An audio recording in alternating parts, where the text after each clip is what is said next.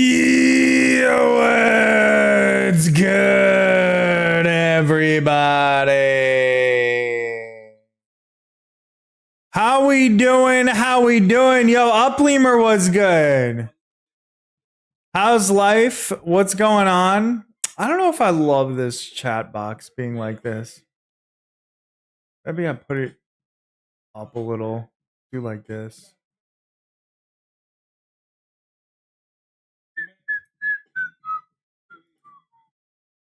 Upleamer, what's good? How you doing? What's going on? How's life? How are you? You had a productive day. Let's go. Even after you were working all night? That's crazy. I'm glad to hear it. I'm glad to hear it. Did I go to Wendy's? I did not. Why? Were they doing some sort of promotion?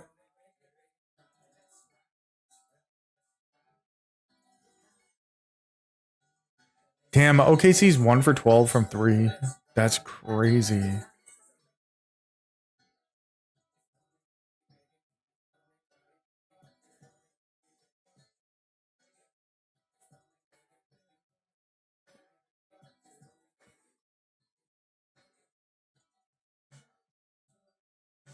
You woke up at 8:30? Oh no. Oh no. You discovered a drink there that you love? What? What drink? I'm very curious.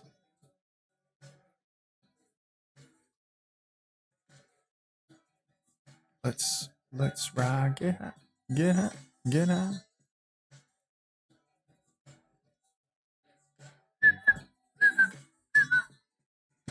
Dangerous. Ain't too many can bang with us. Pineapple mango lemonade? Oh yeah? I would try that. I would definitely try that. Probably pretty good.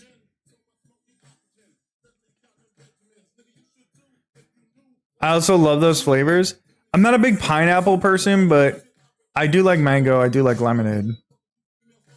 And sometimes, you know, you throw something in with those types of flavors and it's going to be good. Like it's not like it's probably going to taste pretty good, you know?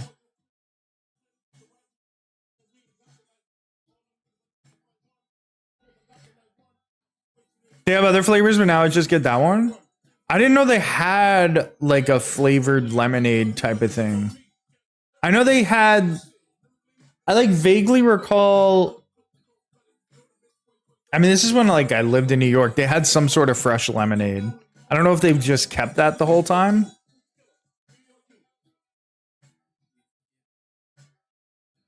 Now you know, true. I would definitely try them. I would absolutely try that.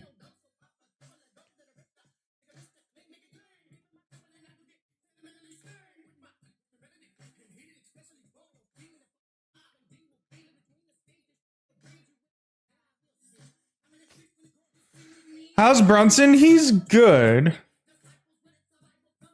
He's pretty good. He had an interesting interaction with some deer today. And I say it's interesting because usually he is barking at them, losing his mind, going crazy. Usually he's like losing his shit when he sees them, but this time they were like in the yard. Now there's two sections of the yard. One's fenced off so that he can go to the bathroom, whatever.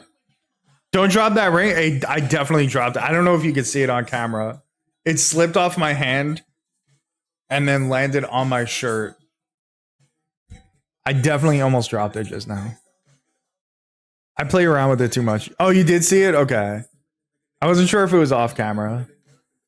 But anyway, these two deer were like this mom and its baby deer were on like the open part of the lawn. And he was behind the fence and usually he's losing his shit. And I saw them and I knew that he was out there and he wasn't paying attention. And so I went over to him and I was like, hey, come on, buddy, let's go. But by the time I got over there, he saw the deer there. He's finally chilling out. Maybe Like, sort of. It's kind of weird because, like I said, I wasn't expecting him to. So we'll see. But he was just staring at them and he was not barking at them. He was just looking and just being normal. Yo, Top Dollar was good. How we doing, buddy? Hash was good. Top Dollar, I saw your comments on the video. I just didn't get a chance to respond to them. I forgot to respond to them. Just being normal. Yeah, he was not barking at them. He wasn't doing anything. He wasn't. It was weird. It was unexpected. Like this guy is always barking at every deer that he comes across, goes crazy, loses his shit, and he was chilling for once. So it was a little odd. But I have the chat here, as you can see. Okay. I might move it around, do some stuff with it. I don't know. I think this size is pretty okay. When we first started the stream, I had it bigger, so it was like here. It was like this. I think that's a little too big. Let's cook later. I think I probably will. I think I am gonna end up playing 9 Kings. I believe that makes the most sense. But now we have the YouTube chat as well as the Twitch chat on the screen. Because I know a lot of people were confused. I know a lot of people were confused when I was talking to people on YouTube because they couldn't see it. So now we have that. It's also here. Wait. Oh shit. I forgot. I have the game on the other screen. My bad. I'm not supposed to show that. Shit. Fuck.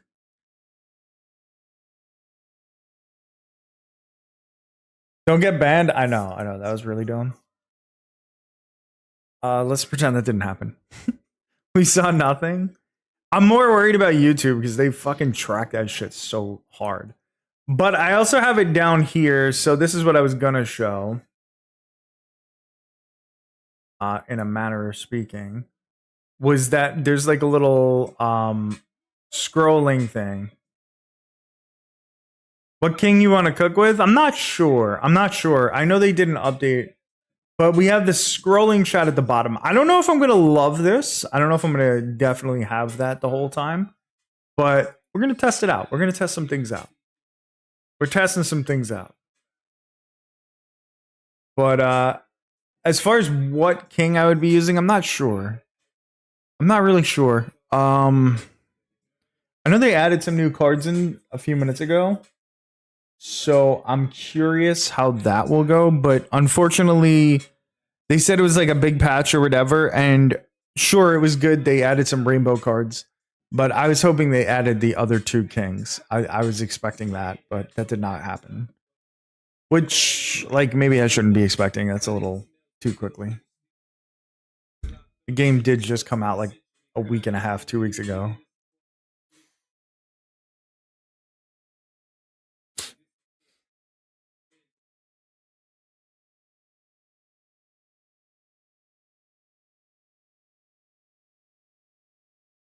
Why is this song censored?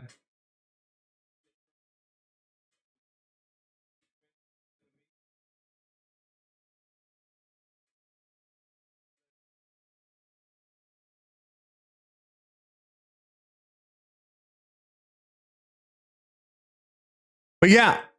Yo, Jack was good. Need more kings? True. You beat all kings at different difficulties. I've not all of them. No, I haven't even played king difficulty clutch. I have not even tried king difficulty yet. Maybe we could try that today. I have not beaten everything at every difficulty. No. I've been trying to play the game and enjoy it. I feel like when you have to beat them on like the higher difficulties, at least this is my thought process, and I'm afraid to find out if it's true or not. If you like playing on king difficulty, is it going to be like there's one specific strategy for each king? Does that make sense? Like, I like the variety in play right now as I'm on like sort of the lower difficulties. I've been like playing different difficulties every time, and when I beat it with one king, I just move on to the next one. You know what I mean? We're all learning together. True, true. Screen. Yes. Now we got the chat showing the YouTube people on this. At least it's not. If you're on YouTube, you're not seeing the Twitch chat in the chat, and if you're on Twitch, you're not seeing the YouTube chat in the chat. But we at least have this, which is cool. I definitely came right after that convo already happened.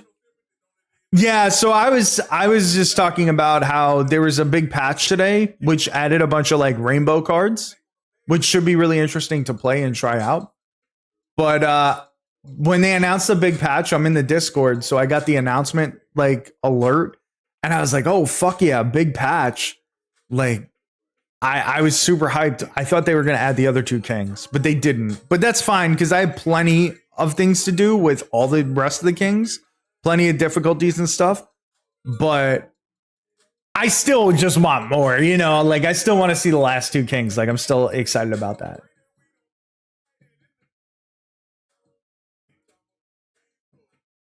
You just beat the first one on king difficulty or just in general on the first difficulty? I'm working on it and I'm having fun. That's the thing about the game is that like I'm really enjoying it. I'm really enjoying like the different varieties of things that are going on with it and stuff. I think it's very very very fun. And I feel like that's what I needed after playing Snap for so long on stream and everything. It's like Snap just kind of goes the same no matter what, you know what I mean?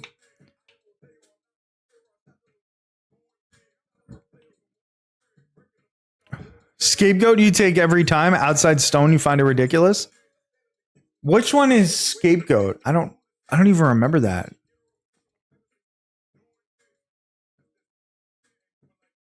Oh, in general. Okay, you just did one run and got on YouTube to see if you can learn.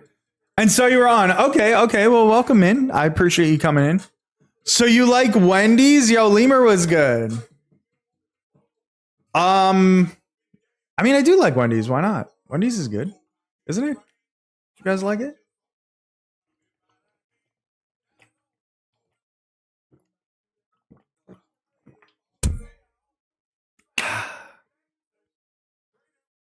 So let's play some Nine Kings now. I'll have the game on the other screen so I can watch it. I cannot believe that Indiana's up 8 points right now.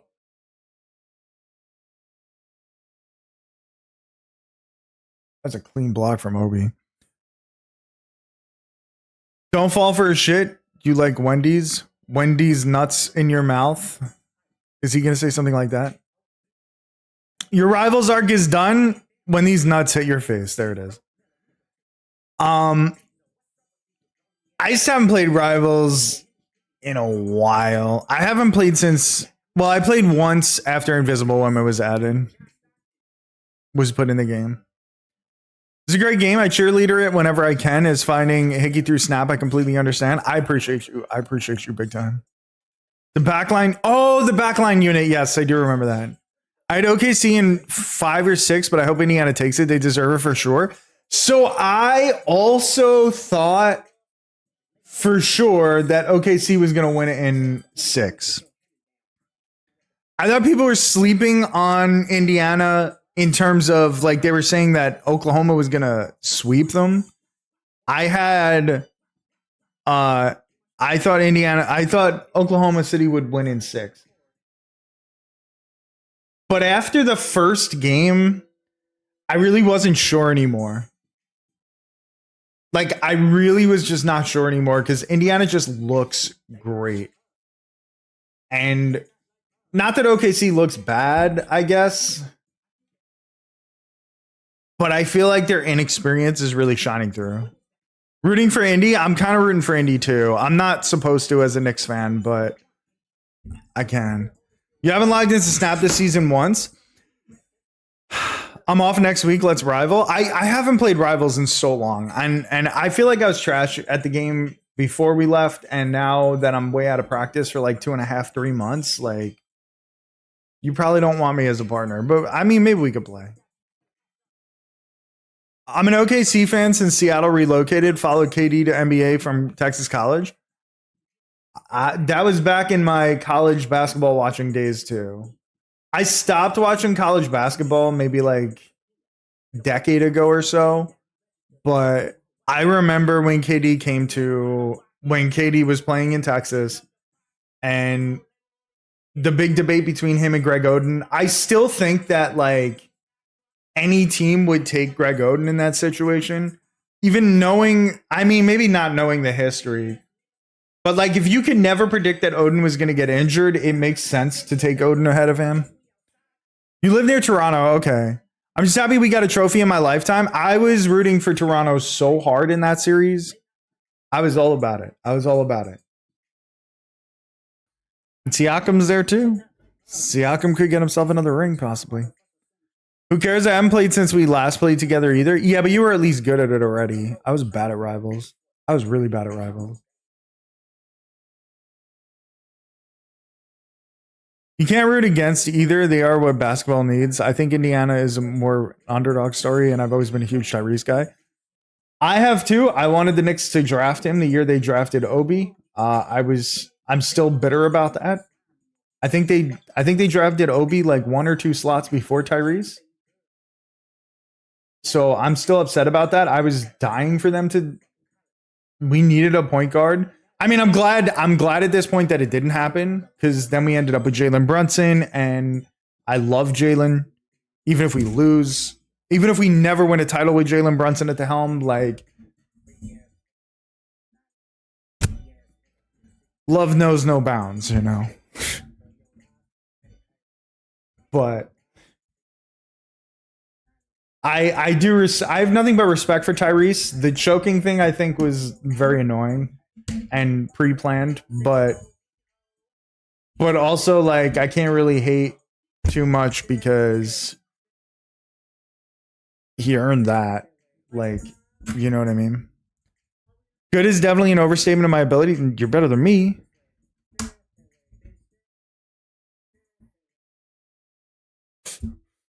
This is why you need to tell Leon Rose to trade us Mitchell for that second. For a second? No. You get him for a first if we can somehow free up the money, but I don't think that's how it'll work. I also don't want to trade Mitch at all. I love Mitchell Robinson. He's been on the team for nearly a decade, I think. 9 years or something. Oden was really good, and it was before the league became a shooting. Yes. Oden was the perfect center to play in that decade. True. It's a show, man. Never forget that RX.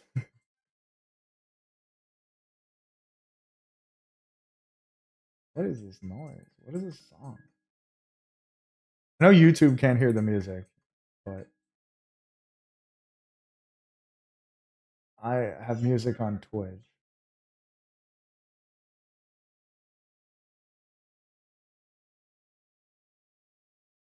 So we're about to go into the fourth quarter. It's 19 seconds left in the third. Siakam's taking a free throw he missed. And they're down 9. Like the Thunder are down 9. This is crazy. Once Indiana took home field advantage, though, they like really swung everything in their favor because they're so good at home. They're so good at home. So it's a 7-point game going into the fourth. If we get no Mitch for a second, you can keep running those lab rats. I posted a YouTube video today. If you don't know, we have a YouTube channel. I mean, there are people on YouTube watching, but it should have posted the Twitch link there. And also, if you really don't know, I have a second YouTube channel, a sports channel. So go check that out. If you're interested in my sports takes, I've been posting less there though, but I should post more often. I'm getting things set up so I post there a little more often.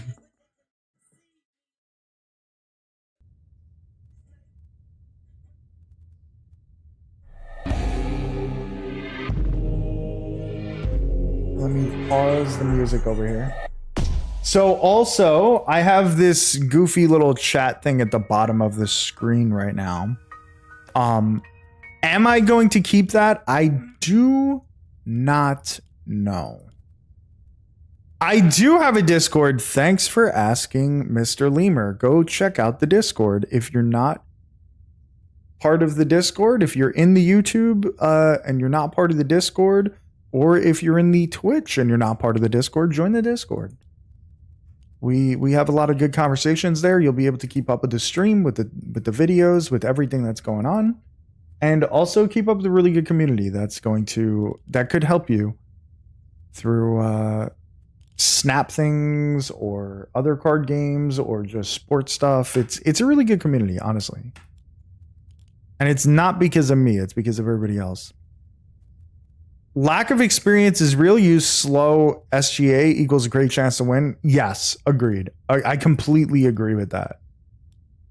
I completely agree with that. The only person who's maybe ready for the big moment is SGA. But if you just shut him down, it's kind of like the Knicks. If you shut down Jalen Brunson, they're probably not going to win. You know what I mean? Like, they're probably just not going to win, unfortunately. So if they can shut down SGA, it's more pronounced on OKC than on the Knicks, because the Knicks have other offensive weapons. Not that OKC doesn't, but I feel like Jalen's obviously the best player on the Knicks, but SGA is just about the best player in the league, right? Like, he's definitely better than Jalen Brunson. So shutting him down is so much more significant. What do I want to do? What do I want to do? You know what? Let's try King difficulty for the first time. I think we can do it with King of Nature, and maybe that'll be okay. Just young, gonna screw my Lakers for years. Might be Spurs kind of thing if Pelinka can somehow become a good GM. Yes. I think OKC is gonna be a problem for a really long time. It's very scary.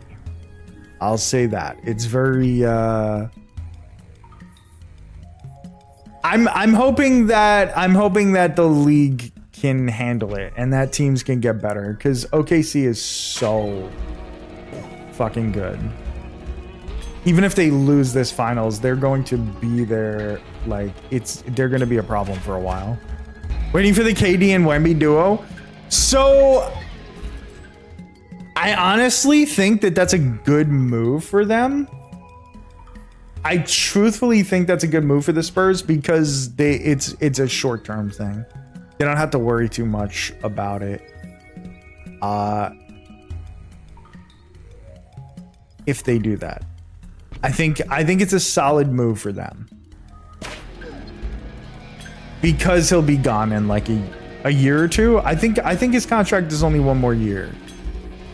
But all in all, the Spurs have a great team. Like, the Spurs are going to be a problem. Like, they're genuinely going to be a problem.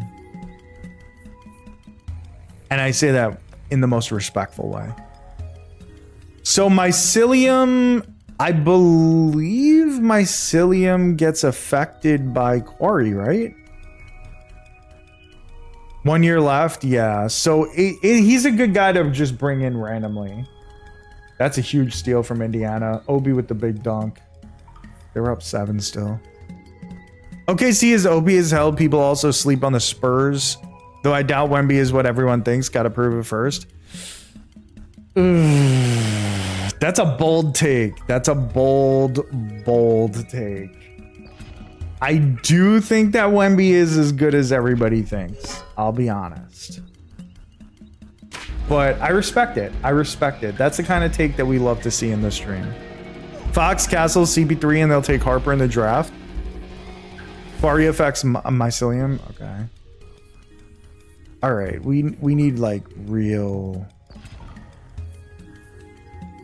We need actual troops out there. We're gonna need some tanks. I say this every fucking time. Doubles the maximum HP of all troops. Doubles every heal effect you receive. Yeah, let's double every heal effect. Let's throw some imps out there. They're at least something. They're not really a tank, but they could sort of act as a tank. We've already taken 1 damage. King difficulty is tough. Siakam took a 3 with a guy right in his face. I wasn't looking at the clock. I didn't really see that. Okay, let's take Mycelium. The imps were able to hold them off a little bit, so let's go ahead and take Mycelium.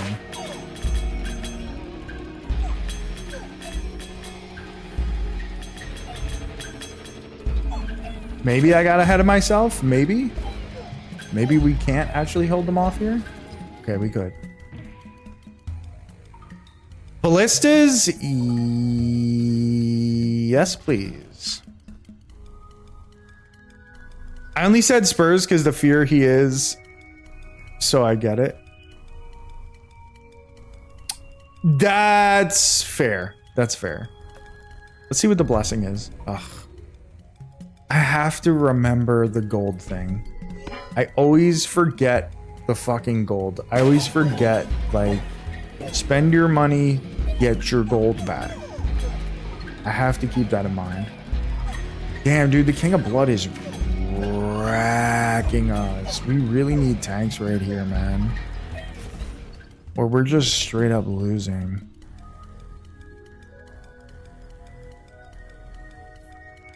Maybe we put a cemetery just to put one, just for some sort of protection.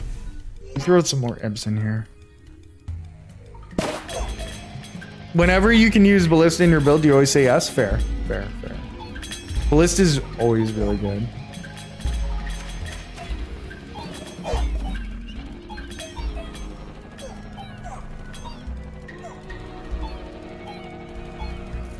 Shay missed the 3, but check out the rebounds scored, and it is a 3-point game.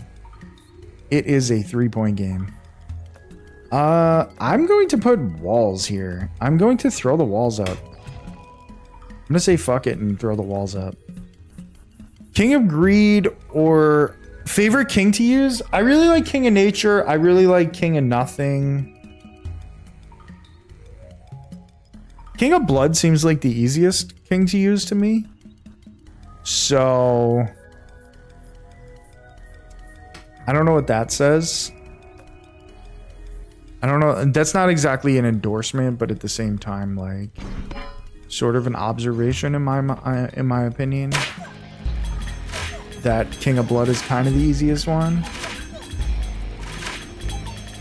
But I'm also like, I've been playing a lot over the past couple weeks, but I feel like I'm not an expert at the game at all. Like, I'm really not. So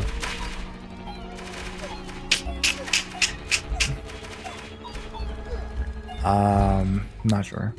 I'd say nothing if you use your enemy's cards properly. That's fair too. That is fair.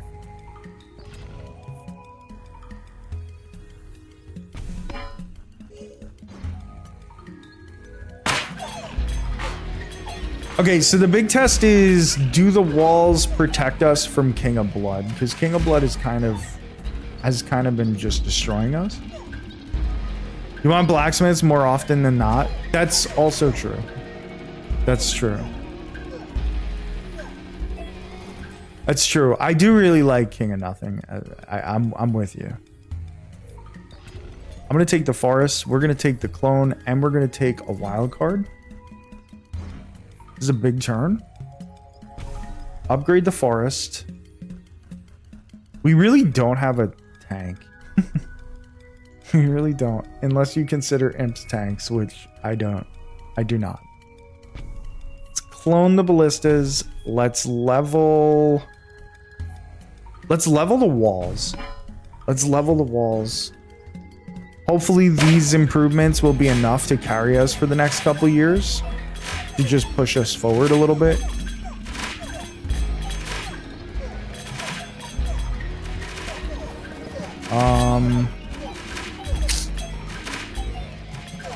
Let's see how good the upgrade on the wall is. It was enough to get us through. Paladins, ugh. Alright, let's take the paladins. I need to expand, man. I think we're expanding on the next turn. Really need to upgrade the paladins. Oh, this is the real test. Oh, no. Oh, this was not a good test. King of Blood is just going to run through us. Level the walls when you have no better options on draw. Yeah, I think that's fair. I didn't realize how important walls were until, like, I started to play around with King of Stone a little more. It turns out walls are super important. So that was our first run on King. It was not a good run. Let's be honest. That was not a good run. We'll try it again, though. We'll run it back.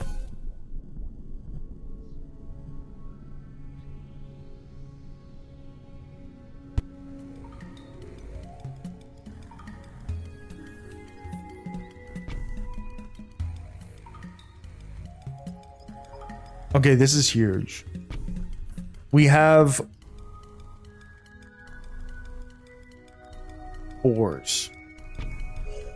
We have boars to start. It comes enough, and it's not a great scaler. Walls aren't great outside of stone. That's interesting that you say that. That's interesting. It's something to definitely keep in mind. I would have thought that it was pretty good no matter the circumstance, but you're right. I haven't used it a ton outside of stone, so makes sense that that might not be the case. Look at all these boars, dude. These boars are doing big things. This is nice. Do we want to grab imps? Fine. I already have them. Whenever any unit is added to any plot, add one extra unit. That's pretty cool. Every time enemies attack your units, these enemies gain 1 poison stack. That's pretty cool. Double crit damage. Do these guys even crit? They have a 5% chance to crit. I just said quit. Like quit? Like I can't even speak. I think I'm going to take populate, I think. Poison Thorn's kind of good though. We'll take populate. We'll take populate. Walls show its weakness anytime enemy ballistas get time. Fair. That's fair. Now, the question for me is, do we throw the imps next to the forest, or do we just throw them in this corner so that they could ride the boars? I think we want to throw them next to them. I think this is a good idea. I think this is fine.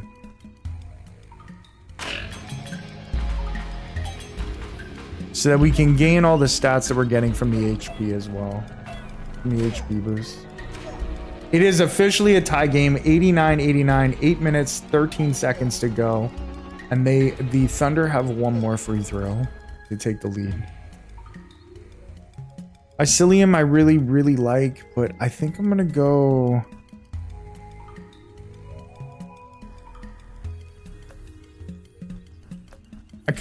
I kind of want to upgrade the forest. But at the same time, more troops is good. Let's upgrade the forest. Let's keep building up these boars. We're doing pretty okay at the moment. We're surviving at the moment. Somebody just hit a layup. I don't even know who that was. Was that Tyrese? Maybe it was Tyrese.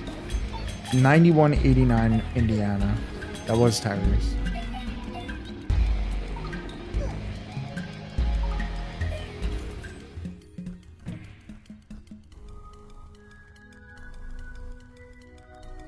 Ballistas. You can put them next to the boars. I'm definitely going to take the ballistas. I got to go to Twitch again. You could do either one. Illuminism. Okay, perfect. Show me where.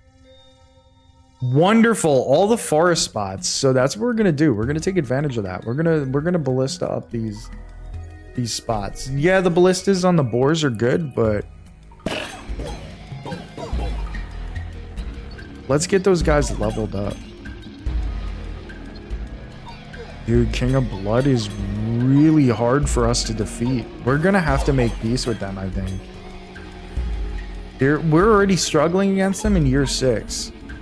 Delay, man, that's fair. It's weird that there's a delay. I don't really understand why, to be honest. I'm gonna take vampirism. But first I'm gonna actually level the imps. Then I'm gonna put the vampirism on the boars, I believe.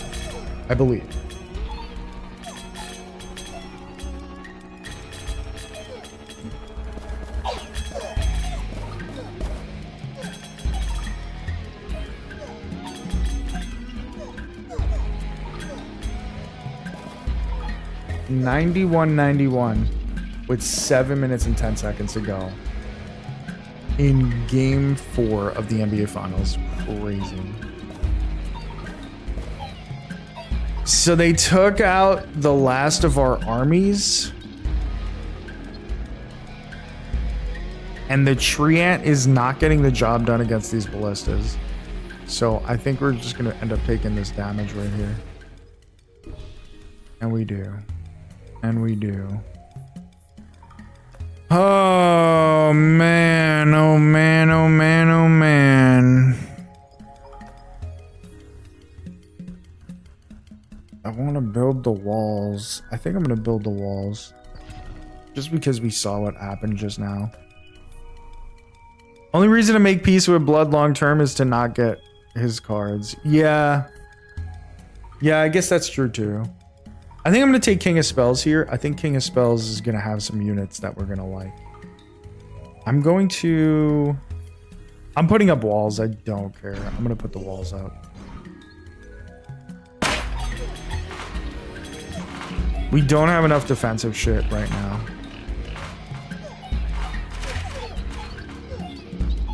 Nemhard just hit a fadeaway jumper from the foul line against Isaiah Hardenstein.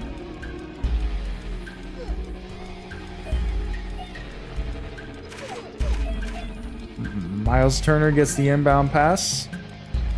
Nemhard has it at the top of the key. 5 seconds on the clock.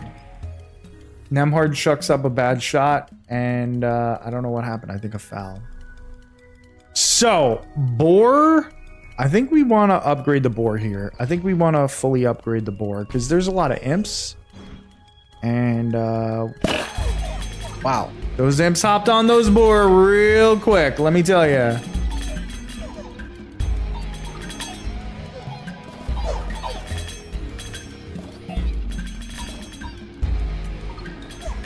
We're really not winning, man. We're really struggling here to like put up enough damage. I guess it's because we're mostly focused on HP, I suppose. The walls are at least doing their job somewhat, but not enough to not take damage. Let's put the Treant. Let's get the Treant again. Treant Forest. Let's leave.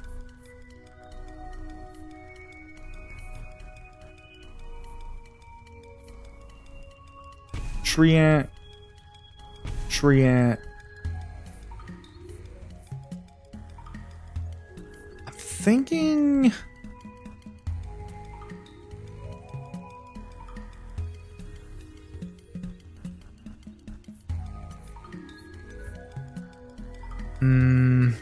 Let's do vampirism to the boars. Hope that they stay alive a little bit longer. Hope that we can get through this. We can't. I think we lose this. My troops are just not staying alive, man.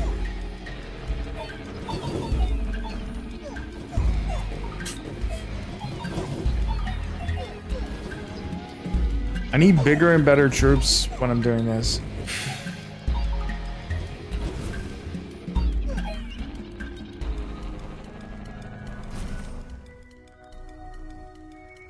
Hartenstein just put up a layup, made it a 2-point game. There's under 6 to go. Blood is one of the least threatening. Spells, progress, and greed are the ones to worry about on Endless. That's fair. My thing is I rarely play on Endless because I get bored. I like the shorter runs. I know that's probably silly, but let's try nothing on King. Let's try out nothing on King for the first time. This will be my first time giving this a shot. We've now played 2 King runs on... I'm going to put this in the middle here. Let's throw the soldiers right here. I think this is fine.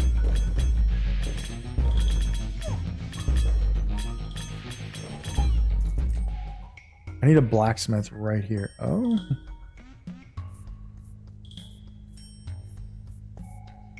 I think wizards just because, but we're not really going to use them right now. We're going to throw a scout tower over here. We're setting up, we're preparing to get blacksmith in the middle. That's what I think we're doing.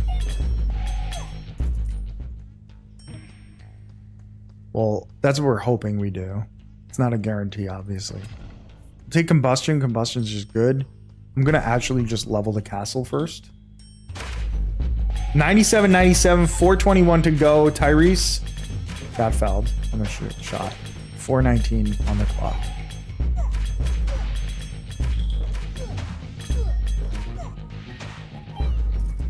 Okay. We got through that pretty quickly. Blacksmith, yes. Attack increases attack by 30%. Just is good. Yes, we're gonna do that. Blacksmith right in the middle. Everybody's getting damage. Everybody's chilling. We're feeling good. Tyrese hits the first free throw. Hey, bro. How's it going, bro? Yo, Walnut with the 34 months, my guy. Walnut, how we doing, bro? How's life? What are you up to? I'm good, bro. How are you, bro? Thank you so much for the resub. We took damage. Terrible. Bad placement. Middle on nothing needs to be blacksmith. That's what I did, though. I put the blacksmith in the middle. What do you mean?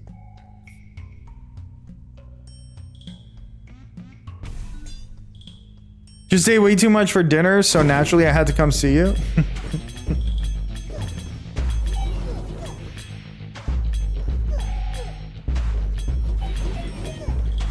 That's why they call you the glut, right?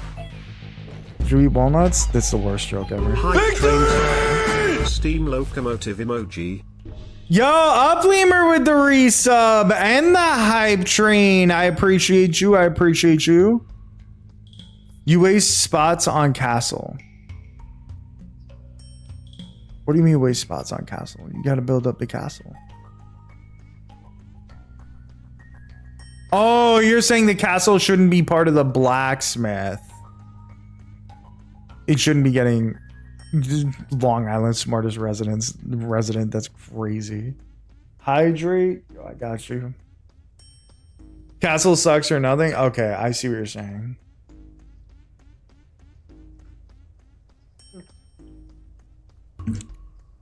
I thought bumping it up with blacksmith was a good thing.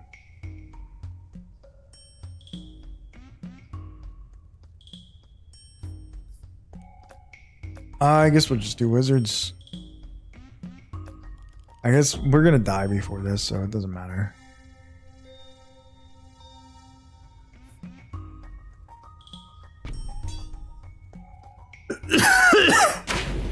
Long term, it's horrible.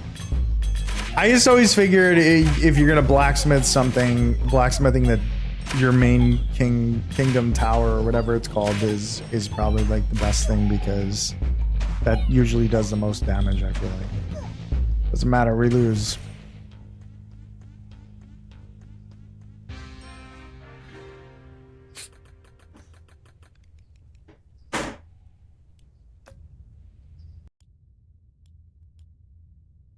Everything in this game is based on that.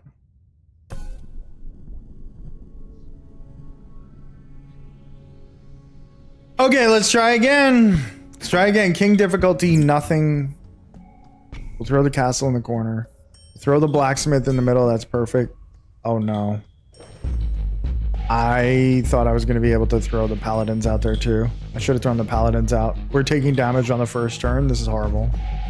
This is the worst decision of all time. Soldiers, yes. You unlocked Teddy Ball game yet? Dude, I haven't even looked at the game this entire inning. I have not looked at it one time.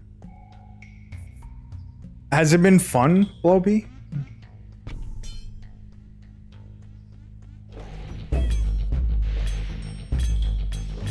Also, like, how hard is he to get him? Paladins, and this is a great start. Not really. It hasn't been fun.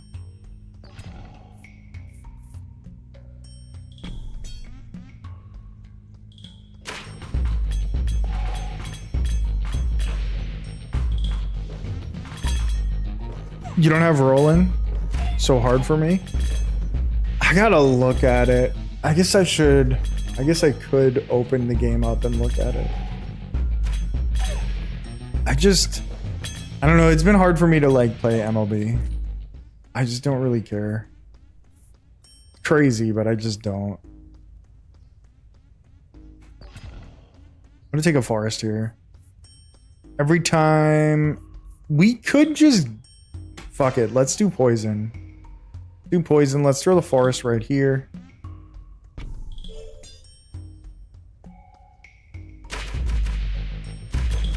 Reroll. I could have re-rolled. I suppose I could have re-rolled. I was too quick. That time it had nothing to do with the delay. That time I just made the decision in and out, in and out.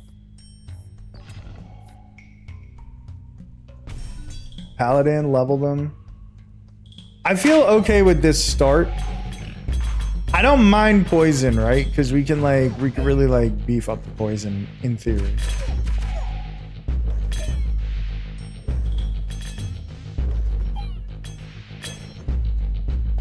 On the backseat guy, no worries. Nah, you're fine, dude.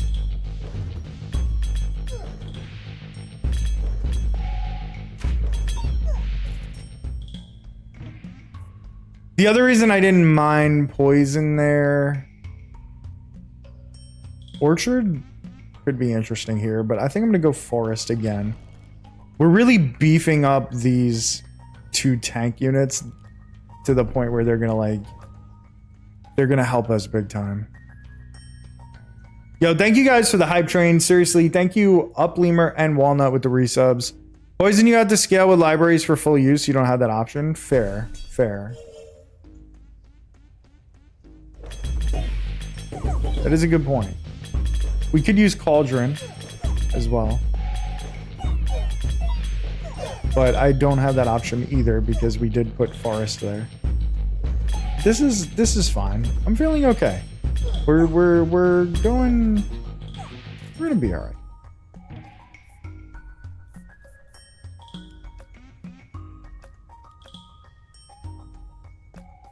Could take Vampirism as well.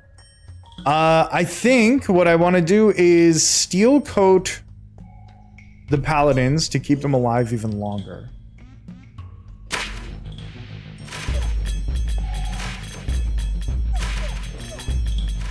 Bro, they're calling every foul.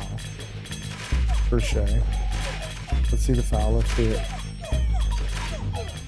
Oh my god, that's actually a trash ass call. Neesmith, bro.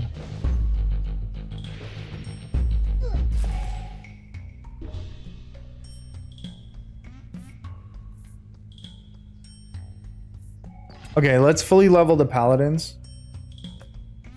Time to wage war against another king. We're going King of Spells here. Let's fully level the paladins and hope this is enough to get through this. Otherwise, we lose, basically.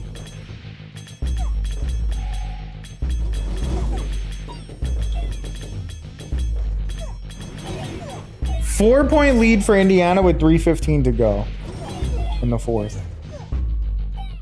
Okay, we lost. Oh, man. Not doing well. I'm not doing too hot here.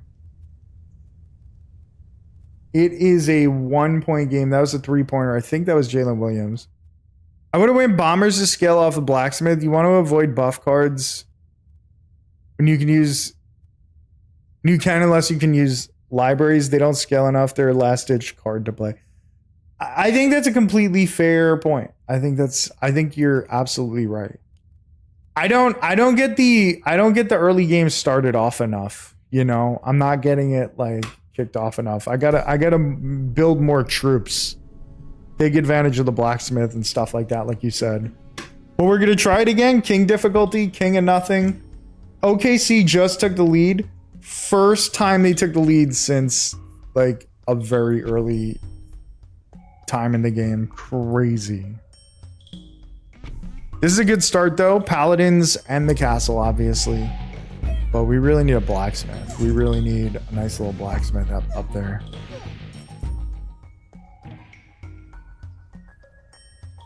We could take the bomber. We could take a bomber.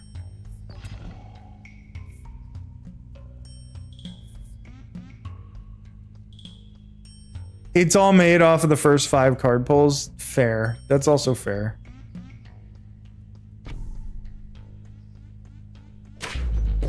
It really does kind of just depend on that. Just got to get the cards. You got to just work with what you're given. Work on a turn-by-turn basis.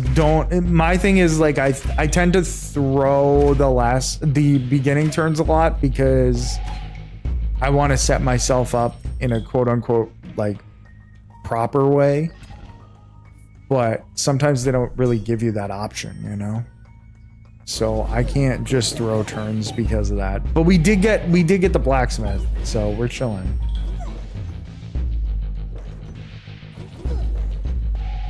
Just kidding, we're not chilling. We're getting fucking wrecked. The king of spells is just gonna roll right through us.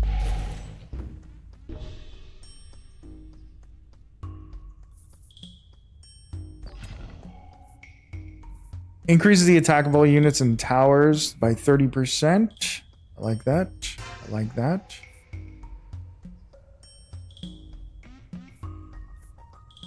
Throw the warlocks in there.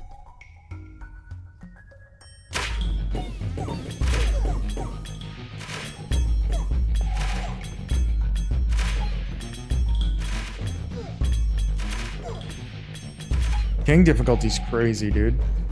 I can't do shit. Like I can't get through the first decade. What are we doing?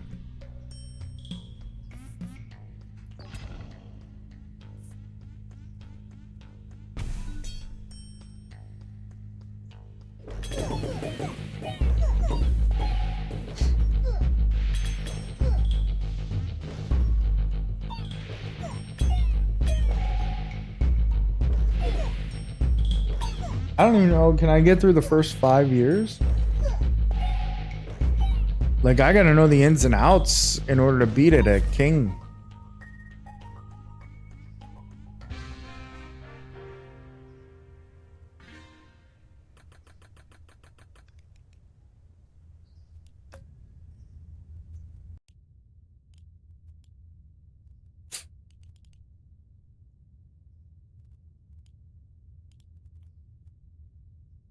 There's a lot of great strategies to take early losses that fill out fine. Think of king as... Yeah, that's true. That is true. That is true. And I never give up. So we're going to try it again. There's 1:35 to go. And OKC's up by 2. And Jalen Williams missed the mid-range jumper. Tyrese got the rebound. He threw it to Miles Turner. Miles Turner faked the 3. He passed to Nemhard at the top of the key. Nemhard slowing things down. Almost took the 3. He looked like he really wanted to. He took the pull-up the pull-up fadeaway mid-range J and missed. And there's a minute to go. I'm sorry. There's a minute to go. Let's watch this.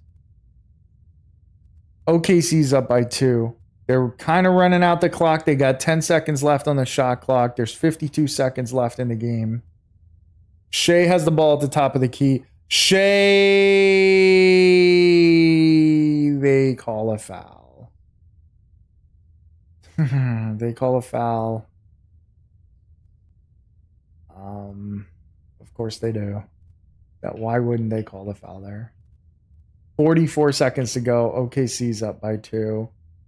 I don't know where the foul is, to be honest. He hits him in the arm. He does hit him in the arm. You're in ad hell? No, you're fine. You're fine. I'm sorry that you're stuck in the ads, but it's fine. I'm watching the game.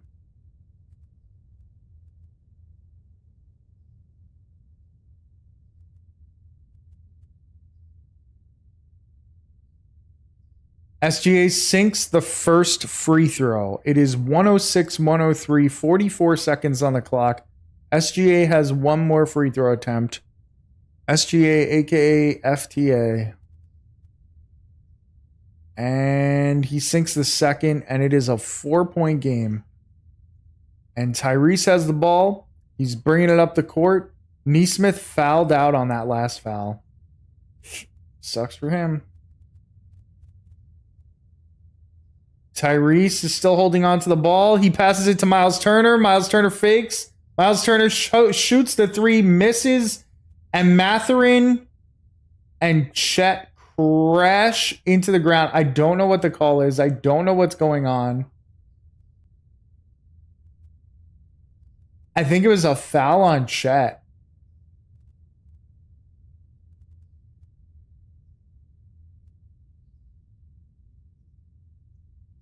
Crazy. Yeah, I think that I really don't know what the fucking call is because I didn't see the refs. Yeah, that was a foul on Chet for sure. Yo, Credo was good, buddy. How you doing? Mathurin misses the first free throw. 23.8 seconds left. OKC's up by 4. Mathurin at the line. He missed the free throw. He's 89% for the playoffs, and he managed to miss that. Insane. They take Miles Turner out of the game. I think they brought Siakam back in. I don't think he was on the floor. Or maybe it was Obi Toppin. One of the two. Mathurin misses the second free throw attempt.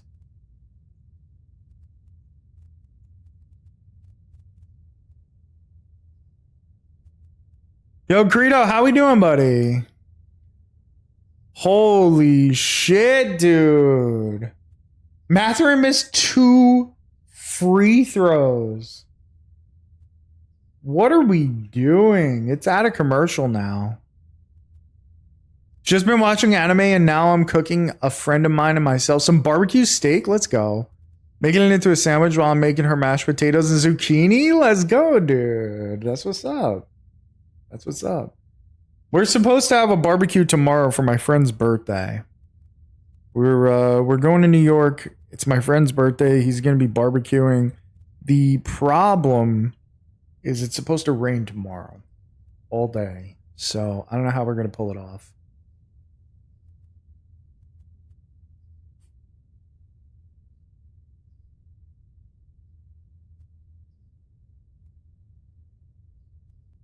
But we're going to go. Anyway, we're going to New York. We'll hang out. Should be a good time. At least I haven't seen this guy in about a year. It was since I was living at his house last year when we were basically in between apartment and house. Because we bought the house last year around this time. And then got... essentially, we didn't get kicked out of our apartment, but we kind of got kicked out. Like, we technically didn't have to leave. We didn't even have to tell them we were leaving because we didn't have like a contract or whatever. But it's a long story. But basically, we had to leave our apartment in Jersey so that we could And we had to live in New York for like 2 months before we closed on our house.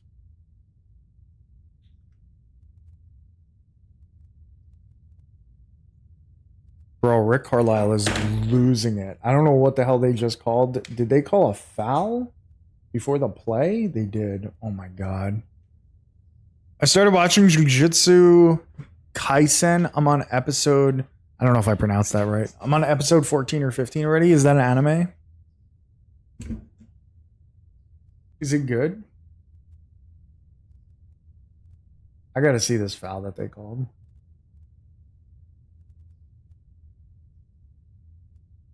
That's a crazy call. That's a terrible call, but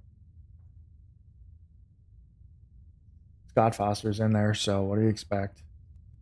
The Thunder on a 9-0 run in the last 2 minutes and 56 seconds. When Jersey is the last option, that's tough. Just make You're not wrong. You're not wrong. So he bought this house in Jersey. Wow, the Pacers got the steal. Dude, Jalen Williams went crazy on that play. Fouled the shit out of Mathurin. And Mathurin goes to the line again. He just missed 2 free throw attempts. But yeah, we bought this house in Jersey. And we were living in an apartment in Jersey. Then we bought this house in Jersey. And then the landlords, we told the landlords, like, hey, we bought a house. We're closing. We don't know when we're closing on it. We should be closing on it. Mathurin missed another free throw, dude. He just missed 3 free throws in a row. This is actually insane. Dude, Jalen Williams, he really crashed to the ground on that foul. Like, that shit seemed super dangerous. I know he was just trying to, like, force him to not make the shot, but he really, I don't know how he isn't hurt right now. Mathurin finally made one. Gotta poke some fun. You're in North Carolina now? Okay.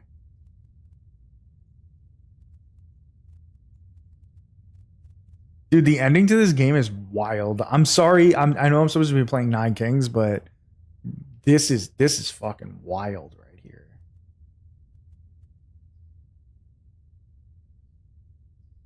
They called another foul on Mathurin. This is the craziest shit. Twice Mathurin got called for the foul 2 times in a row before they even inbounded the ball. And he missed 3 out of the last 4 free throws he took. I really cannot even understand what's going on in this game right now. You're on the right thing? That's how I feel too. This is crazy. What a crazy ass ending. And they steal the ball. Oh my god. I thought they were going to steal the ball again, dude. Siakam almost stole the ball from them.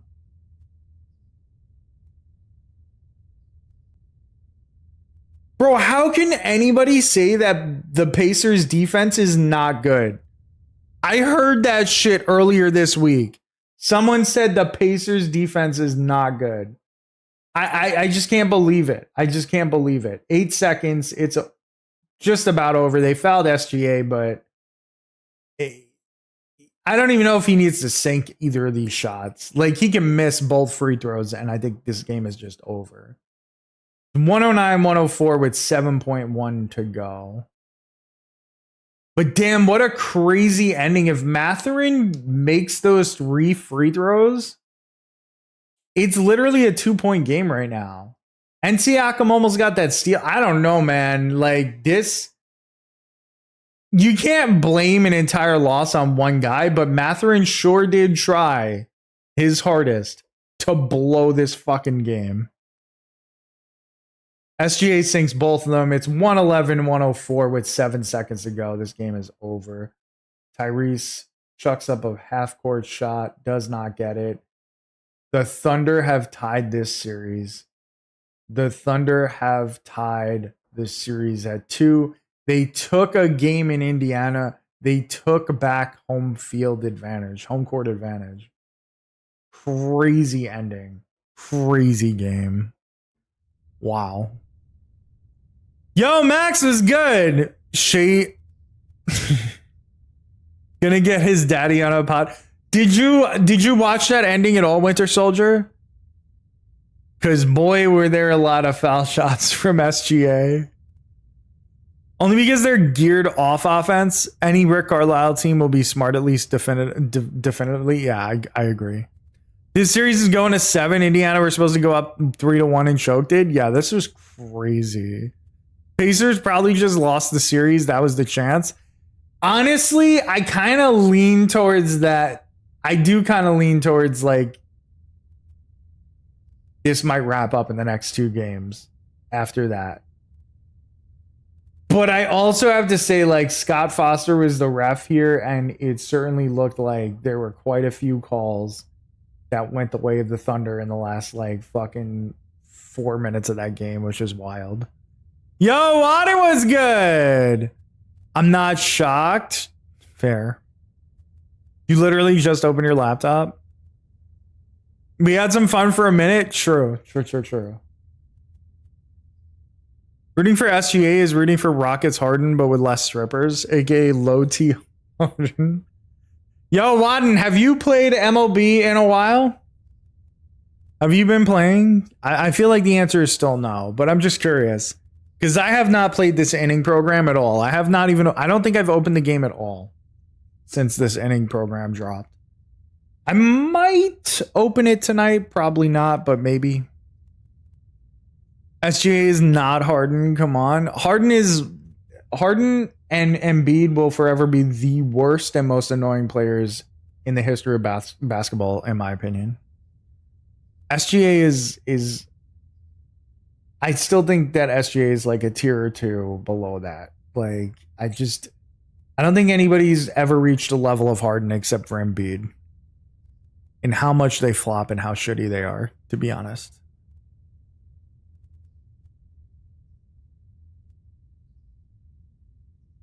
Oh, yeah, I don't have any of the TA2 cards either. Yeah, I don't have any of them either.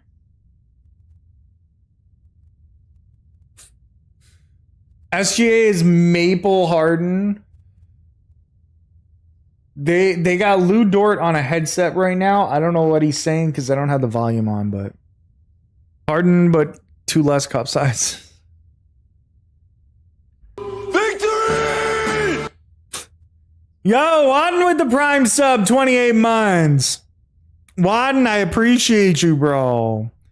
The man's name is Lou Dort. What a herb. I go back and forth in my mind whether or not Lou Dort is a cool name. Sometimes I think it's cool. Sometimes I do think it's kind of herby. SGA cares. This pisses me off, not going to lie. I mean, I don't think he's on Harden's level at all. I don't think he's on Harden's level at all.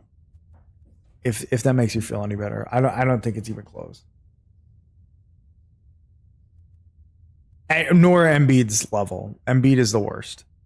I think Embiid surpassed Harden in my heart for players that I cannot ever stand watching because Embiid has bad intentions. I don't know if Harden does, but Embiid is dirty and a fucking free throw merchant. It's like the worst of combinations. Again, I watch none of these games. I'm just bringing energy. Yeah, you're gonna learn to not worry about what Winter Soldier says. He loves trolling. Harden is what's wrong with the game. I'm not even talking about foul baiting. I hate everything about Harden, to be honest. Like, I could go on and on about how much I hate Harden. Wadden, thank you again for the prime sub. I appreciate you big time. I like his beard. I think like Harden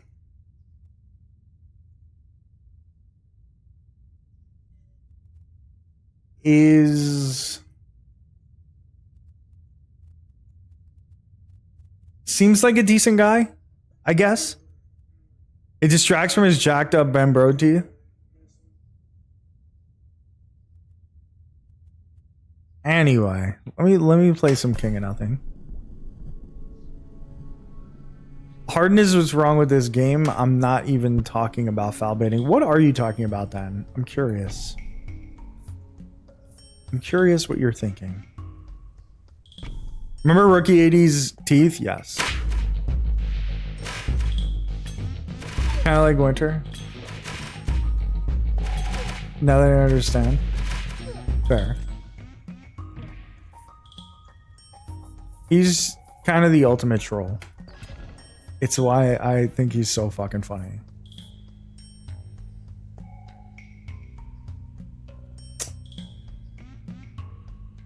Do we upgrade the castle or do we just upgrade the archers? Let's upgrade the archers.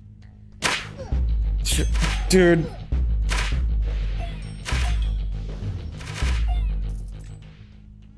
Why do you hate chat now?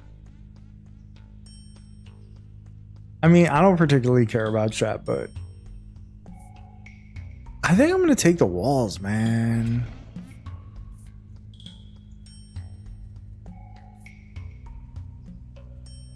Imagine being tall and skinny, but not even the best tall and skinny dude in your draft class. That sounds like quite a bias, sir. I also don't remember who was in his draft class. I'm gonna be honest. I'm assuming you're not talking about Wemby. I'm assuming that was the year before, because Chet was the #1 pick, wasn't he? Or was he the 2 pick? Oh, it was Wemby? Okay, so he wasn't the #1 pick?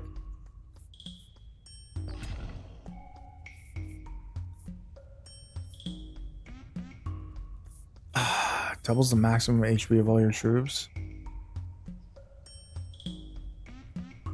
Let's take that. He wasn't in his draft class?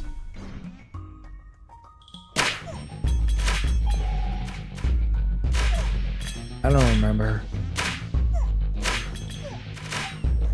The draft classes blur except for when it comes to the Knicks for me.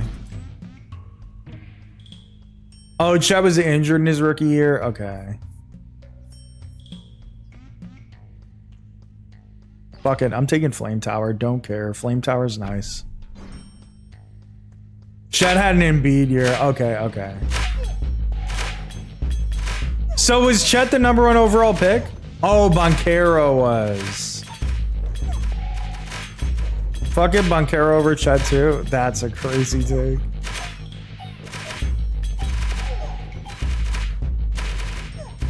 That's such a troll take, bro. Bro, Chet's white.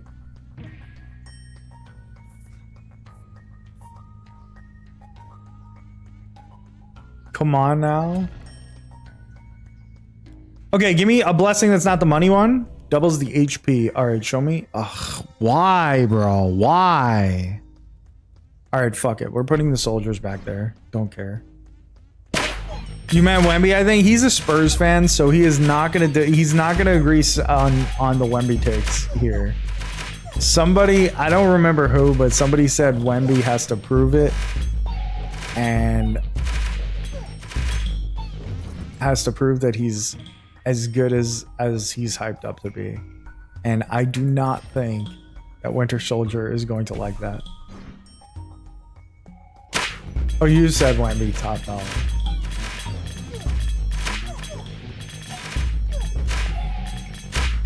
Those people didn't see Wemby's stats this year. Wemby was nice as fuck. I'm not gonna lie. Wemby was ridiculous the past couple years.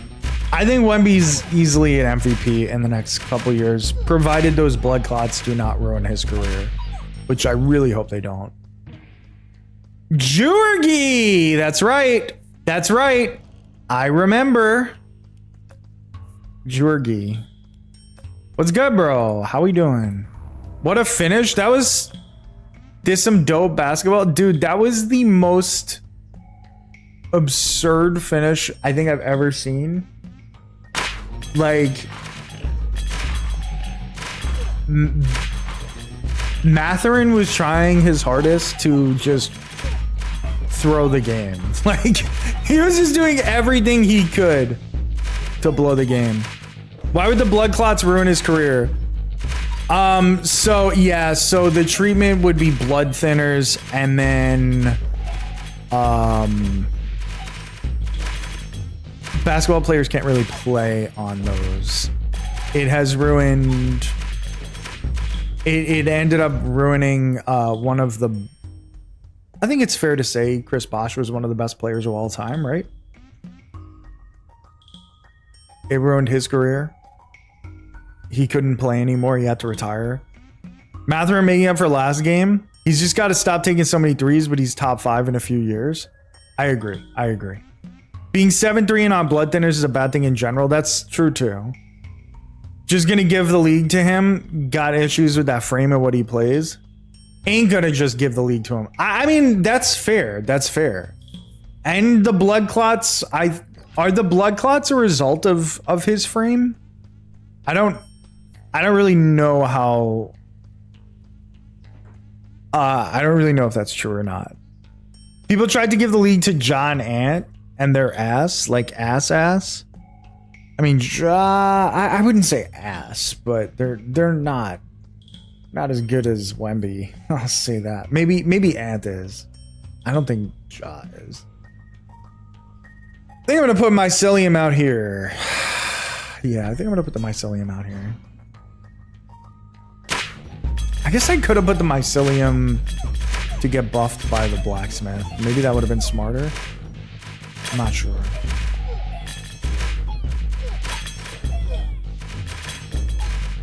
Flame Tower, you're not really, you don't seem to be working as well as you usually do. What's up? What's going on here, bud?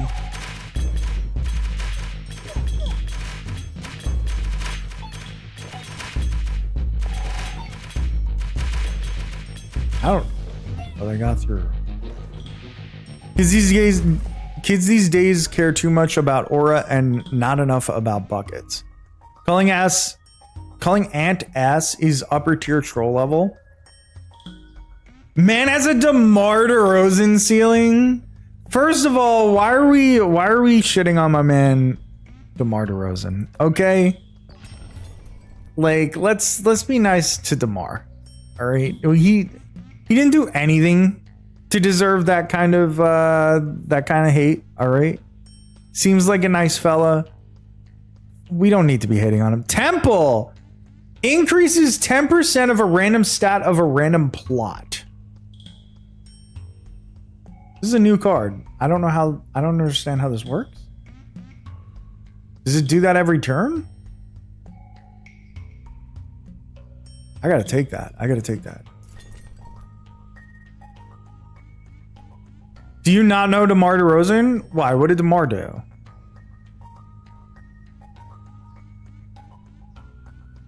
Hating on Ant is crazy, so young still. I think that's fair. He is young.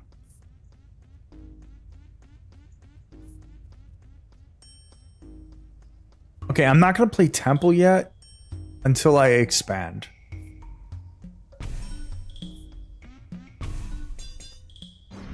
Because I don't want to waste a Blacksmith.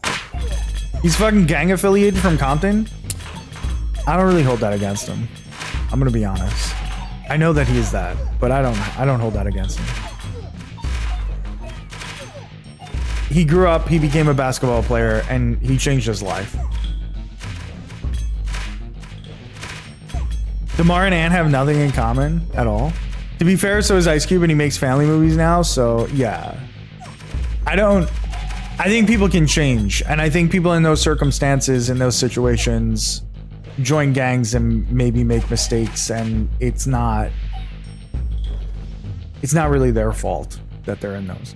They have a lot in common, like being B-tier shooting guards who aren't leaders.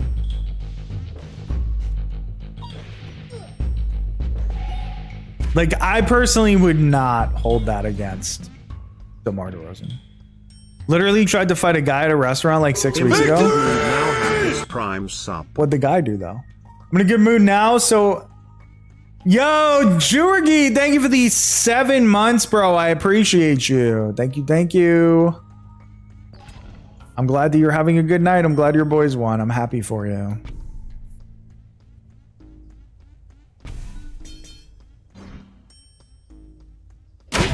One is a good defender, one is not. One is a great three-point shooter, one is not. You figure it out. I mean, I think the comparison's ridiculous, but I'm now in a debate with Winter Soldier about who's a good person and who's not. I want to know about the fight that DeMar DeRozan supposedly got into 6 weeks ago. I want to know how that works. What did he do? What happened? Neither have rings. Jalen Brunson doesn't have a ring, and he's the best player in the league, so. Was the restaurant a Waffle House? Because that's what they're kind of for.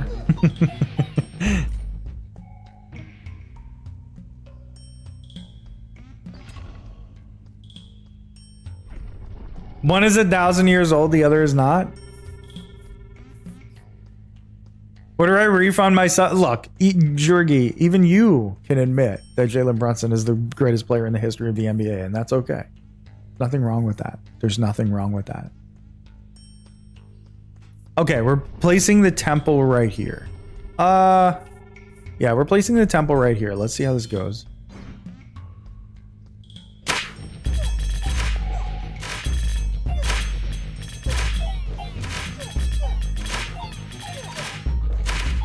Saying a 23-year-old soon to be 24 not having a ring so wild. Like I said, he's a troll. If you go to a Waffle House, you know what you're signing up for. I went to a Waffle House for the first time ever when we went to that wedding in South Carolina. Like 2 months ago. Honestly, food was good, man. Food was good.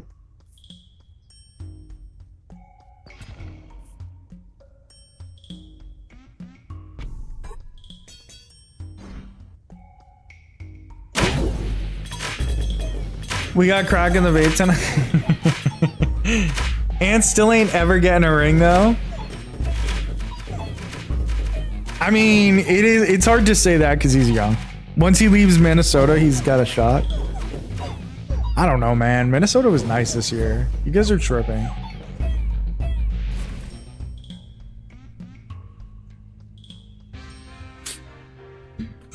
Okay. Apparently I can't win on King right now. Let's play on a slightly lower difficulty so that we can feel good about winning something, maybe. Check that Gobert contract real quick. If the eggs are runny, you get to call out the cook and fight them.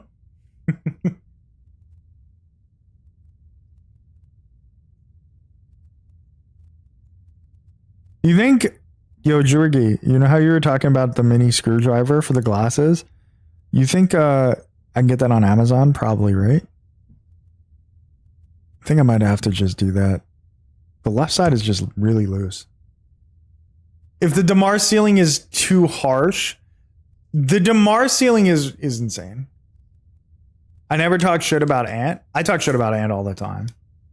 But not as a basketball player, as a human being. Actually, Ant really, like, he fucks me up. Because he treats his wife, not his wife, sorry. His, like, quote unquote girlfriends and his kids like shit, kinda. But there's other times that he seems like a sweet person. And then there's other times where he says like homophobic remarks and shit like that. Like he very much so confuses me as a human being.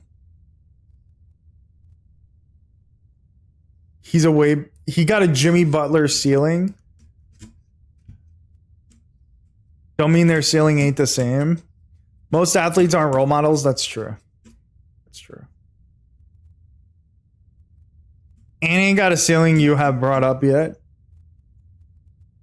So like Ant ceiling, a realistic version of Ant ceiling. Okay, let me see if I can think of one.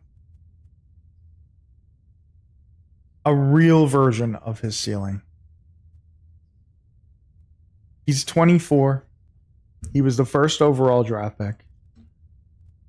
He's gone to the Western Conference Finals back-to-back years.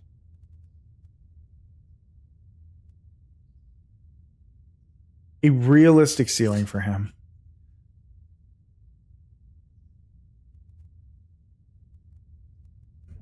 I don't think Jimmy Butler's a good comparison. We'll see in 10 years when I'm right and Ant dumb fucks himself out of the league. I have a hard time believing that he would be out of the league in 10 years unless he wanted to be. No matter what, a guy with that much talent and who's shown that much, people are going to give him a chance over and over and over again, even if he does come up short every time. I'll say that. What's a good comparison for Ant? Like a realistic ceiling that he can be. I know a lot of people think Jordan, which is insane to me. I was right about Tyler Skaggs.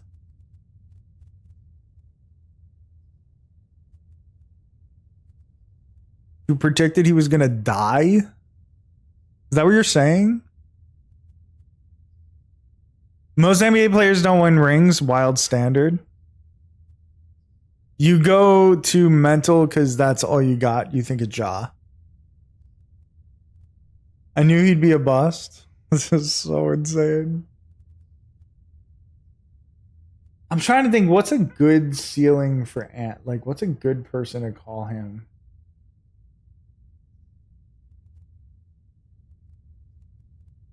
I'll tell you what Winter Soldier thinks, okay? The way Winter Soldier is describing him, he's like Dominique Wilkins. What mental cases and fuck ups have won titles? Kyrie Irving, Dennis Rodman. Like, do I even need to go on from there? I don't hate like Tatum as a comp. I find it hard to be like Tatum because Tatum's still playing. Like, we technically haven't seen Tatum's ceiling. Kyrie had LeBron and Rodman had Jordan. I mean, as the leader of their team. But like, if they trade for somebody else, like if they trade him to a different team, those aren't leaders, dude. Those are just the best players of all time, right? Like LeBron and Jordan, either one of them has a case for the best player of all time. So like, I wouldn't consider them leaders. Like, they may be leaders, but that's not why they won the rings, because of their leadership abilities. So like, I don't think that's a good comparison. I'd take Ant over Tatum. That's a bad take. Might be some Laker bias there. Look, I hate the Celtics. I fucking hate the Celtics, but Tatum is way better than Ant. And it objectively has improved every year on both sides of the ball. Yeah. When Ant joins the Spurs and becomes goated. No, I'm not saying no. I'm not saying LeBron isn't a leader, but I'm saying that they didn't win the championship because LeBron is a leader. I'm saying they won the championship because LeBron is a GOAT. I'm not saying like you're saying as the leader of the team, unless you just mean like the best player on the team. Like, you're not talking about actual leadership ability. And you're just saying leader as the team. Tatum is better than Ant today. I'm saying the ceiling of Ant is around what Tatum is now. I think that's fair. I think that's fair what Jurgen is saying. The number one option, the guy. Okay, so you're not saying it in terms of actual leadership. You're saying in terms of like the number one player. Well, not today because Tatum is hurt. Well, according to Winter Soldier, Ant is as good as Tatum on this very day. Tatum with one leg. That's how good Ant is. Only reason why his field goal percentage took a dip is because he started doing 2 times the threes and shot 40% on 10 attempts. Ant can be more than Tatum. Sorry, agree to disagree. Do I think he can be? Maybe. Do I think he will be? No. Give me the one leg guy who won't have 3 more child custody cases next season. Oh, brother.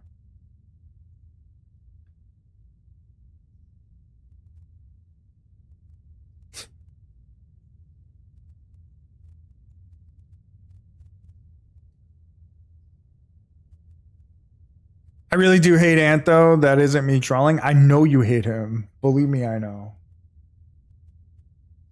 I think you made it clear to everybody here.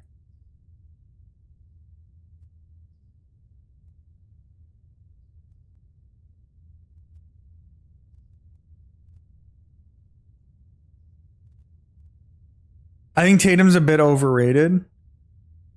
Tatum, okay, here's a take that everybody's going to disagree with me. But Tatum is like the very, very diet version of LeBron James. Okay? What made LeBron so great is his consistency. He's just consistent across the board. Like, you always know what you're getting with LeBron. That's how Jason Tatum is. You always know what you're going to get out of him.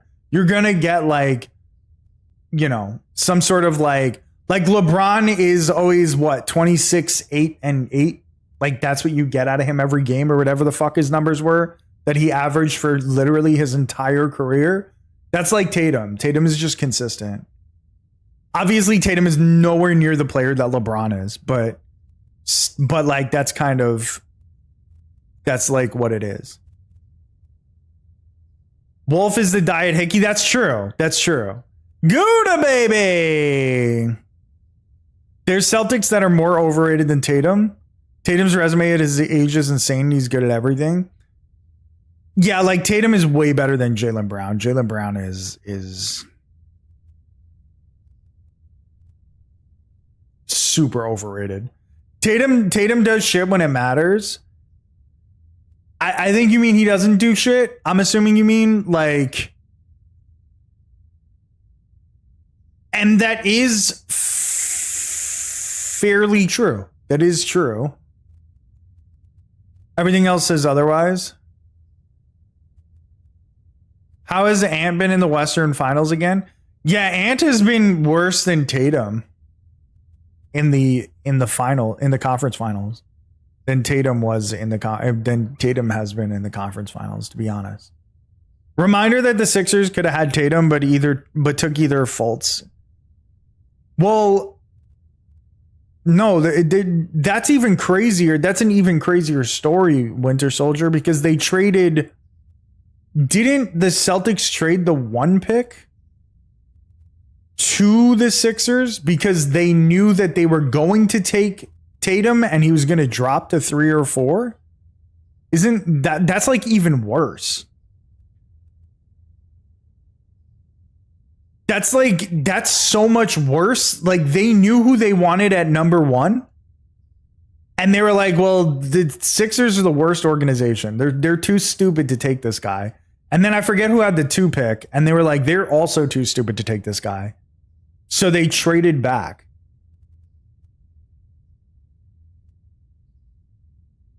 Oh, Lonzo Ball was the other one. Okay. Ball had a lot of hype, though. There was a lot of hype surrounding Lonzo Ball, and there was not a lot of hype surrounding Jason Tatum. Tatum was a monster at Duke. He was, but there was talks of him falling to like somewhere between 6 and 10, if I remember correctly.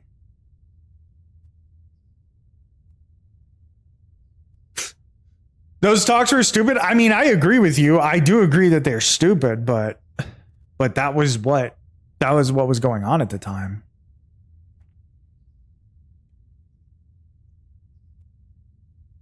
Kobe was a Tatum guy? What do you mean by that? What does Kobe was a Tatum guy mean? I'm not sure what you're responding to. They let LeVar Ball inflate his... Dude, I would not say... I do agree with you that LeVar Ball is terrible. And he's terrible for basketball. But like, Lonzo was good. Lonzo was very good. He just couldn't shoot. But he had everything else going on for him. Like, Lonzo was a really good ball player. It's really sad because he just got hurt a lot. He just couldn't shoot? Yeah, he just couldn't. You taking Ricky Rubio second? Well, that draft was weak outside of Tatum. At least at the time. At least, like, if you're looking at it in hindsight, I don't remember who else was in the draft, but at the time, that was like not considered a good draft. We're all pro GMs looking back, just waiting time. Yeah, exactly. When you look back, in hindsight, everything looks different. The Aaron Fox was in it. I would, yeah, but here's the thing. Like, I would, knowing everything that I know now, obviously I would take De'Aaron Fox over Lonzo Ball. But at the time, Lonzo was good, dude. Lonzo was an incredible playmaker. Lonzo played defense hard. De'Aaron Fox does not.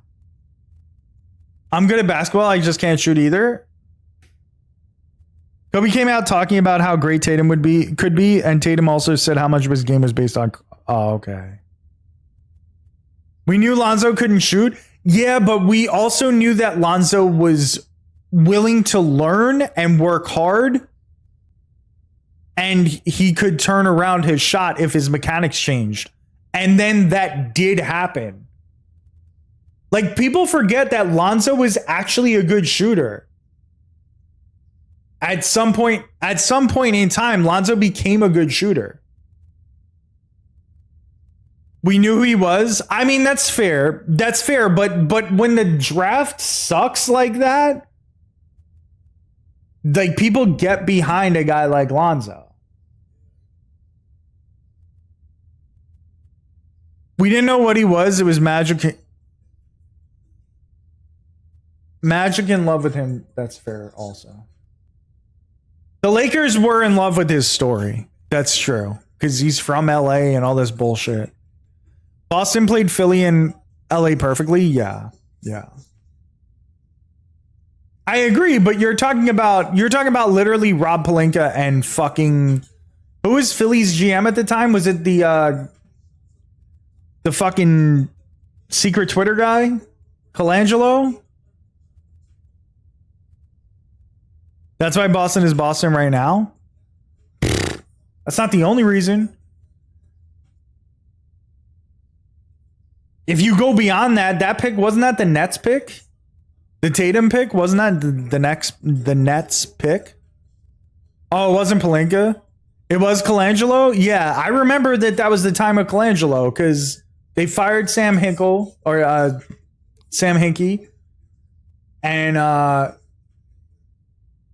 and they did the Colangelo thing, and then they drafted Lonzo Ball, and a little while later, all the bullshit came out about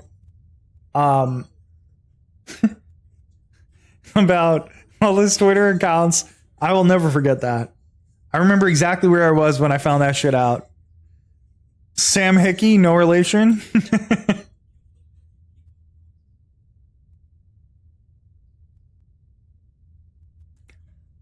But all this shit came out about Colangelo and how he was defending his collars, which was still the funniest fucking thing ever. Yo, Max, what's good, bro? What are you up to? What are you doing? Look, we're arguing basketball right now. But, like, I don't know. Like, I don't know. I think it's like, because I was bored as shit. You got to watch basketball, Max. I believe in you. I still grin at the high collar trolls. Dude, I'll never forget. Find a different slant. Collar's normal. Find a different slant. Bro, that shit is so fucking funny to me. I sometimes feel bad for the non-sports fans in chat when this happens. So do I, but I mean, this channel all started from sports, like, to be honest. So I do feel bad, but at the same time, Max is our boy. He'll be all right. He'll be all right. But yeah, that fucking collar thing, it was so funny. Non-sports fans, literally just me, pretty much. That's the thing. It's just pretty much Max. You're playing Peglin? Maybe I should play Peglin. I haven't played that in a long time. That game is fun. Find a new slant. Bro, the Colangelo thing, it wasn't Jerry Colangelo, right? It was his kid. I think.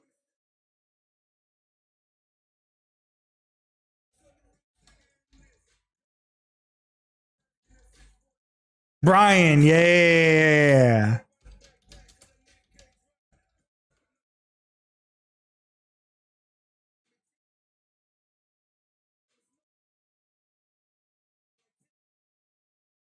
I have no clue what the fuck is going on. All right, let's see if this article could tell us what's going on.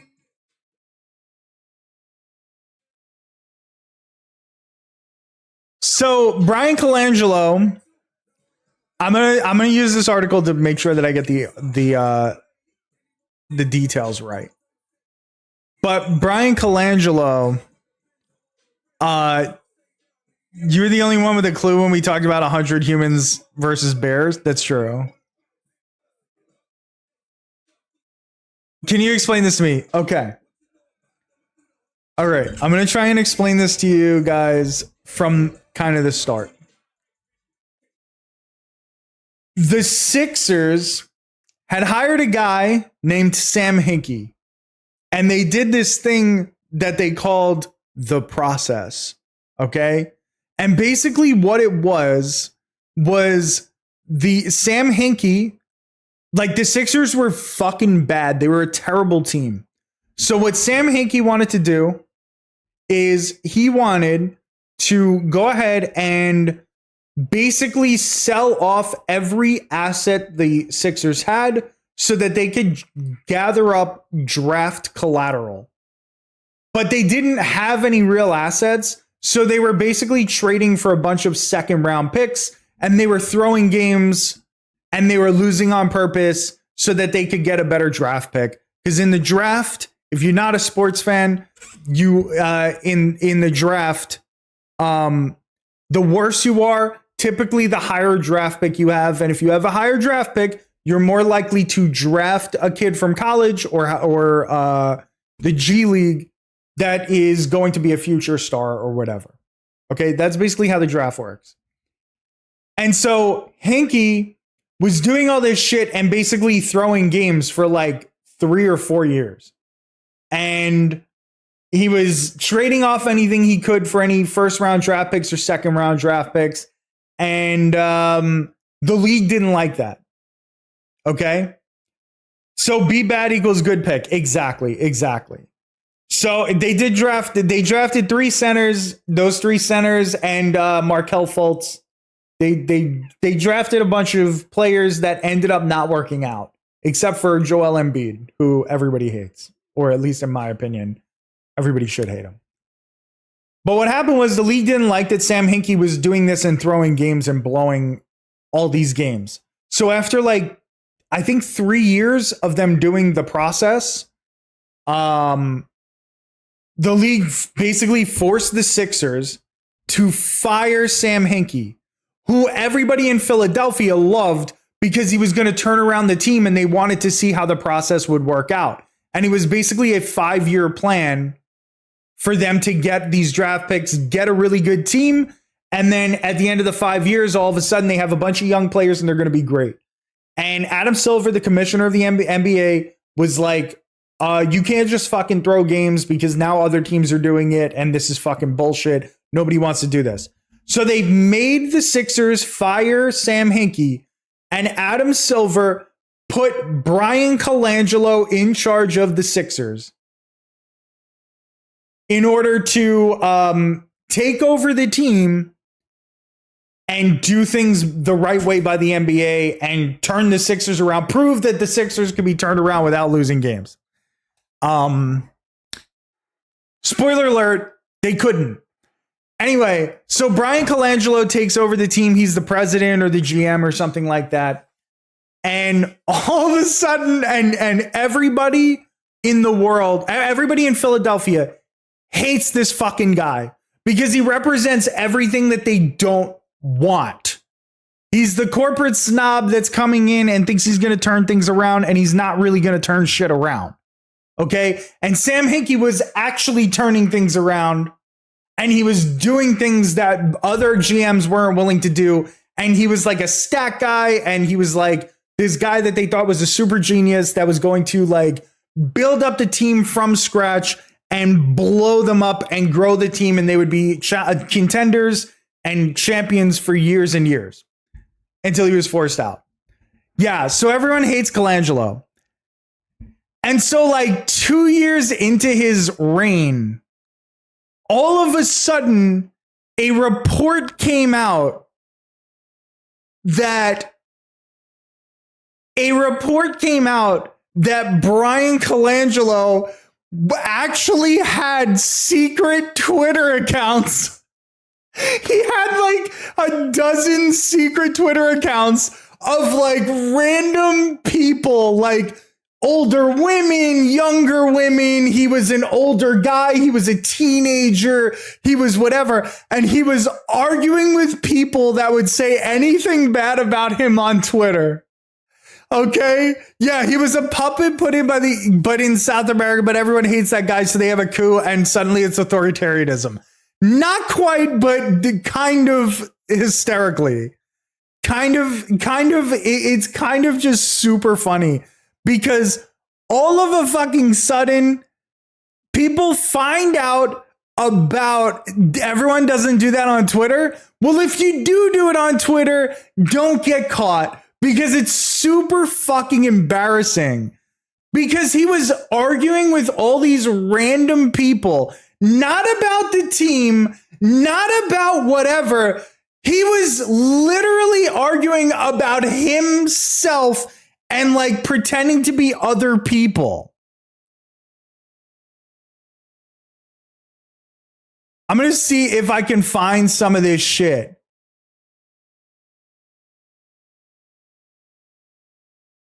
So it was super fucking pathetic. Bro legit arguing with other people. No, he was arguing with other people on his throwaway accounts. Okay? I gained so much more respect when he did that. KD was using burners just to like have privacy. Brian Colangelo was using burners to like shit on the team, to shit on his bosses, to argue with people who are calling him names and being mean to him. So, and he was revealing secrets about the organization in these fucking tweets and how like fucking crazy the organization is. Damn, that was good. Yeah, dude, he did so fucking much.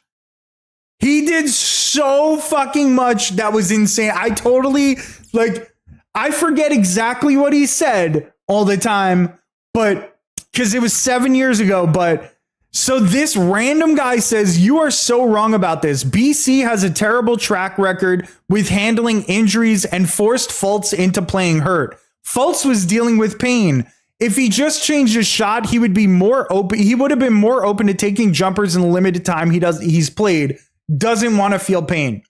So what this person is talking about is Markelle Fultz was their number 1 overall draft pick that could not shoot the ball. He got the yips, which means that he has bad nerves and he can't shoot anymore. So he's got like a hitch in his shot. So like his elbow goes the wrong way or something like that, you know, something that's going to fuck him up and he can't make any shots because he's dealing with so much in his brain, like psychologically. And BC is Brian Colangelo. That's who they're talking about. They're blaming this person, Mike Morosky, who's just a rando, is blaming Brian Colangelo on the way he's handled this.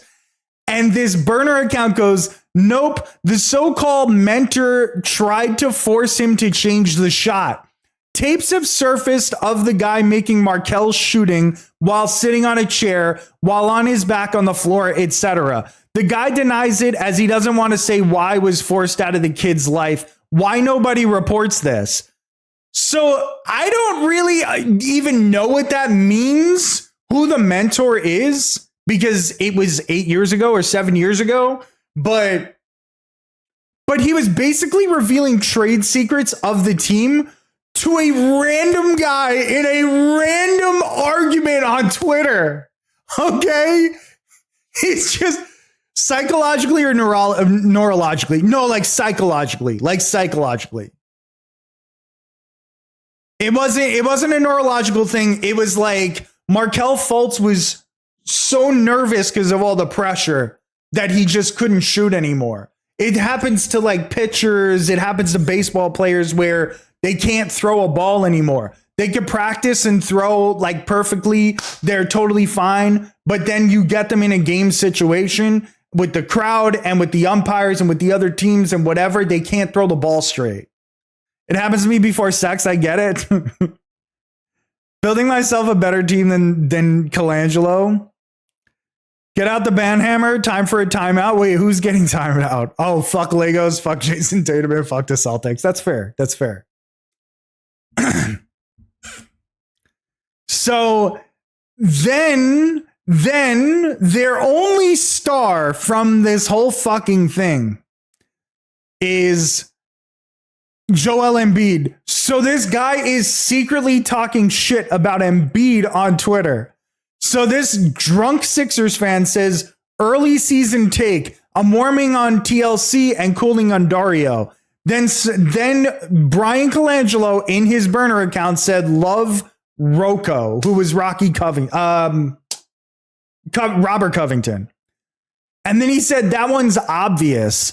And then Colangelo on his burner says, if I had a medium-sized ladder, I would love to knock some sense in Joel's head right now. He's playing like a toddler having tantrums, which, for the record, is an accurate way to describe the way Embiid plays. However, you are the fucking president of the team or the GM of the team or whatever. You shouldn't be telling some random people that on Twitter, bro. If I had a medium-sized ladder, I'd love to knock some sense in Joel's head right now. Insane to say. Insane. If I could time you out for saying that's fair, I'd do that too. That's fair. That's fair.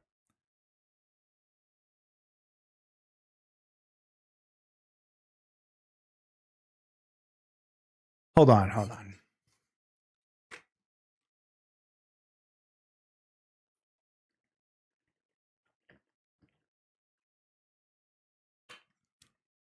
Eagerly awaiting the next sumo stream. I'm in on watching sumo again. I am. I was lit when, bro, that's fucking crazy. Then he's out there telling injury secrets to random people. He said, BMJ, I feel it in my bones. Deal was done and Ja did not pass the physical. Let's wait and see. Only possibility at this point. Eric Jr. is Brian Colangelo. Okay, that's another burner of his. And he literally was talking about Jahlil Okafor, who was hurt at the time, but nobody knew what was going on.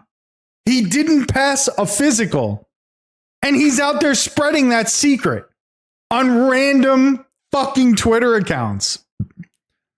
But doesn't even celebrate when his rival team's young players die. What a soft ass fan is insane.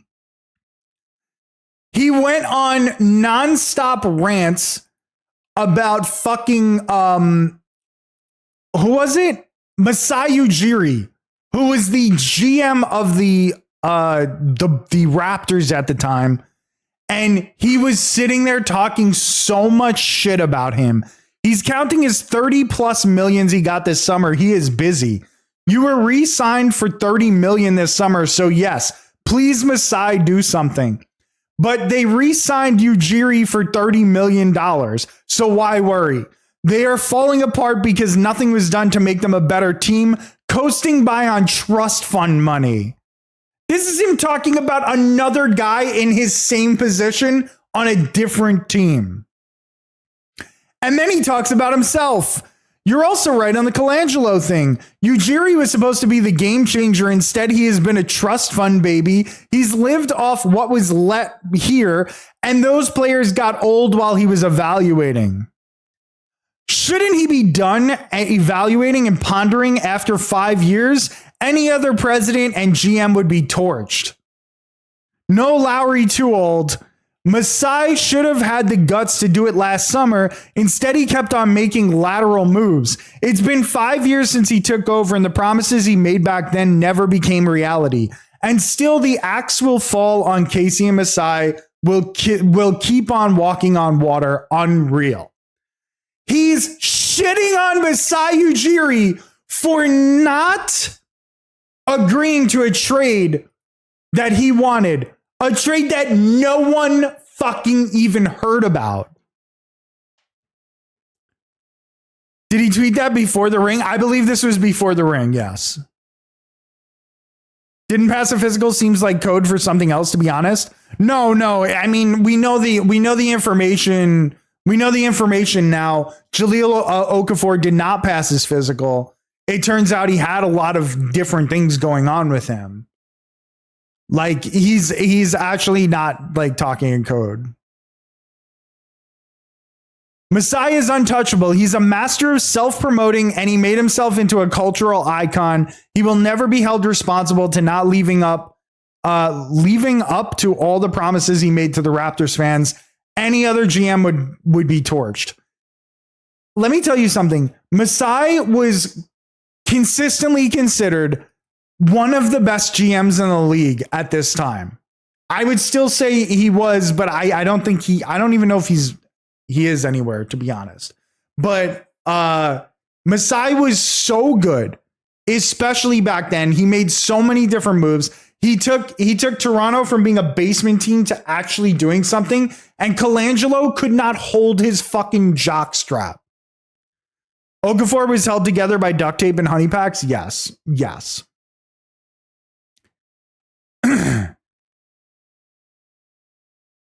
And you can't forget what he said about Nerlens Noel. He said, yes, I want Noel gone over Ja. Ja has a bad knee, but a class act. Noel is a selfish punk. Toronto, the Knicks did help make Toronto good, but that's because Masai was so good. Just horrible timing for his strengths. Okafor had a chance to be something great, but he was also really honestly hurt all the time. Y'all took Bargnani? No. Y'all didn't take Bargnani. Okay? Fucking Isaiah Thomas took Bargnani. Actually, was that Isaiah Thomas or was that Phil Jackson?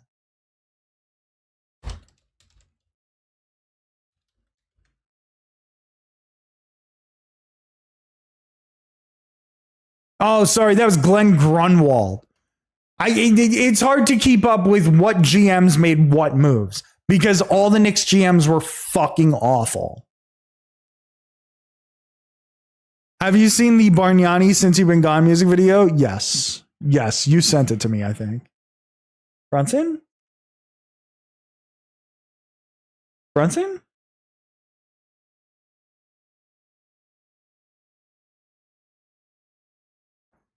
That tracks? Yeah, you definitely sent it to me.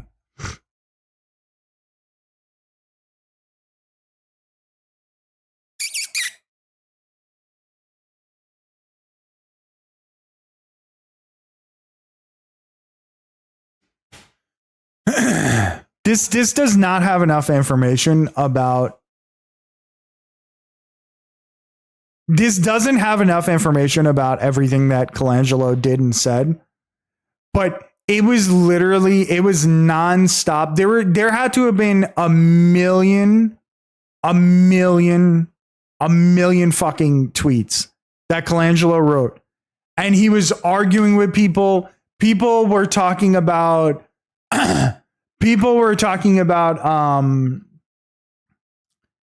the way he dresses, and he would be arguing with people about like, no, there's nothing wrong with the way he dresses. Somebody said, what's up with his oversized collars or something like that? What's wrong? Why does he wear his suit shirts like that? Why are his collars so big?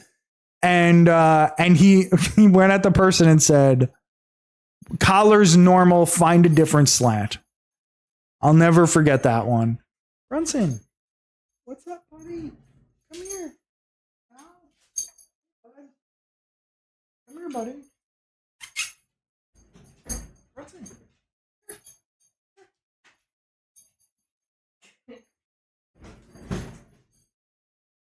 Never mind. Never mind. Brunson left me. Oh boy. Oh, here he comes. He's got his little bone thing. I don't have the camera pointed over there anymore. He's supposed to be on the couch. Your dog is a Lakers fan? My dog is named after a New York Knick. Thank you.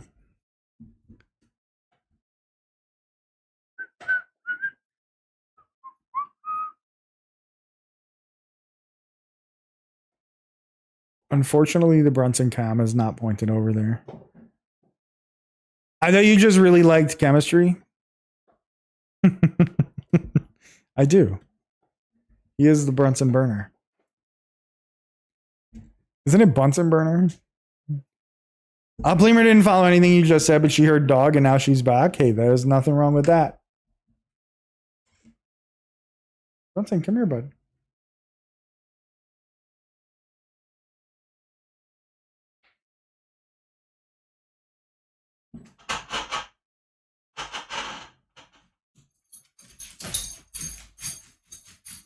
There he goes. There he goes. She tunes out everything until he hears key phrases.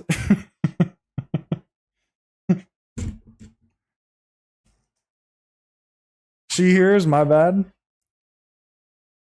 Anyway, that's kind of the story of Brian Colangelo.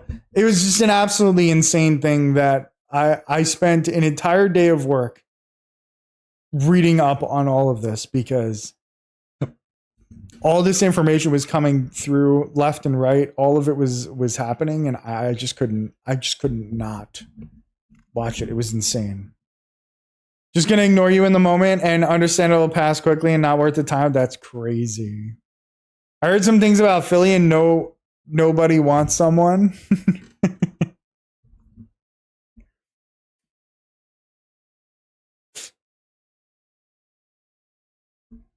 But yeah, that was that saga. It just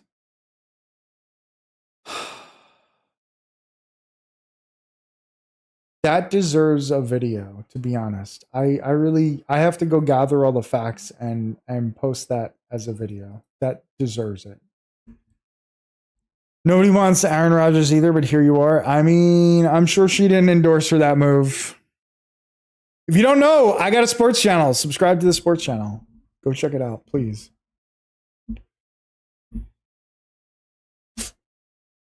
The Brian Colangelo thing was just so fucking funny. I wish I had all the details that I used to have.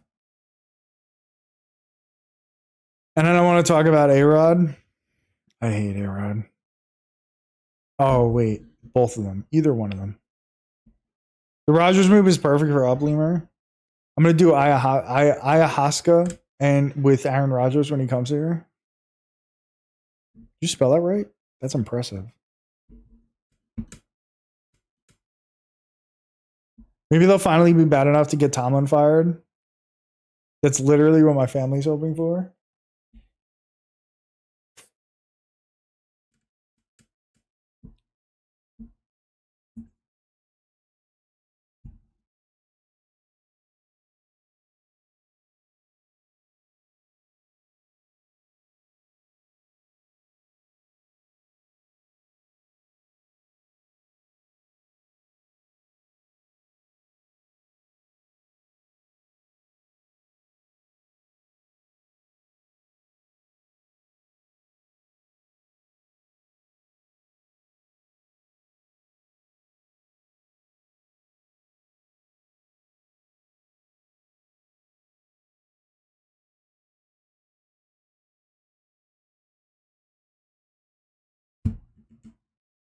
He's a huge part of the problem, just not the only problem. Yeah.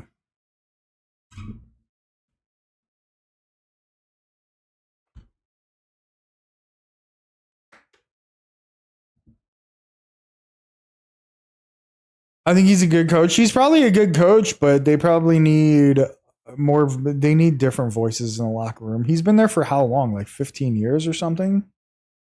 He's the common denominator of multiple seasons where problems at some point accountability got to happen. I feel like he was a good coach at some point in time. Maybe not for today's game. Maybe a good defensive coach. It's probably fair. He's been there since 2007. Holy shit. He's been there for almost 20 years.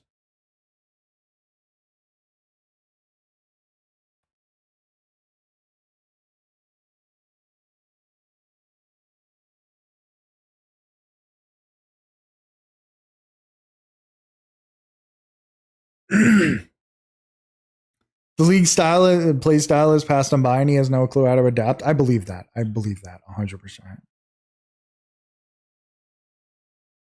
They haven't mattered at all. Harbaugh and Tomlin low-key destined to do this forever. I mean, he's been there for 18 years. That's crazy. I remember when Bill Cowher retired. It's crazy that that's been 18 years.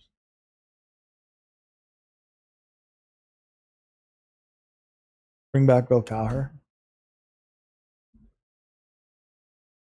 Harbaugh started in 08, so just a year difference. Wait, really? He's been there for that long?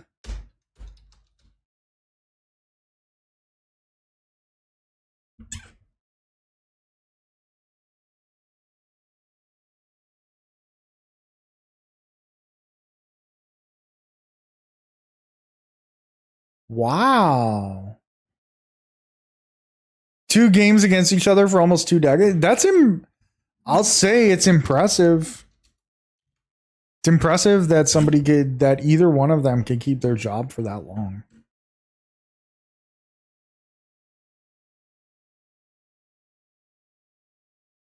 Tomlin's postseason record is way worse, though.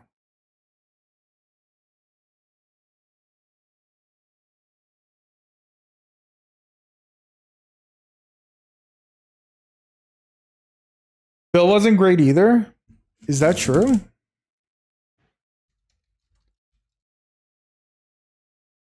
I feel like he was good, wasn't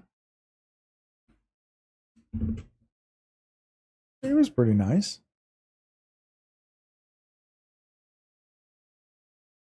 He was there for 14 years too. Look it up. I mean, he's got a better record than Tomlin did. Or at least a better at least in the postseason. In the playoffs, he has a 12-9 record. That's not bad. 161 and 99 and 1 in his career. It's a slightly better winning percentage than Mike Tomlin. At the end, he won. I know he did. I remember he won in his last year, didn't he? The Steelers' best move would probably be to promote Tomlin to an office job and seek a new coach, but I don't think Tomlin would want to do that. Records aren't also everything. I mean, that's true. That's true. But are you agreeing that Bill Cowher was bad? I mean, he's a Hall of Famer, isn't he? Oh no, he's a Pittsburgh Hall of Famer. He's not a NFL Hall of Famer. Oh yeah, he is. Never mind. He's in the Pro Football Hall of Fame. I think they should get an Al Chuck Knoll to coach the team personally.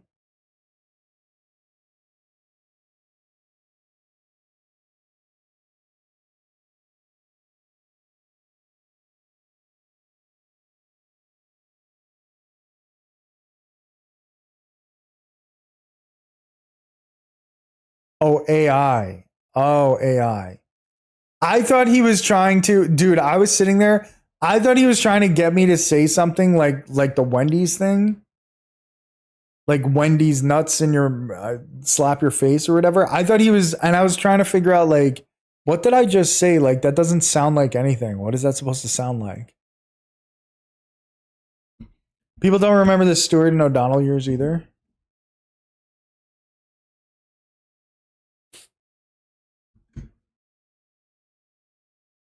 I mean, I don't even know who they are, to be completely honest.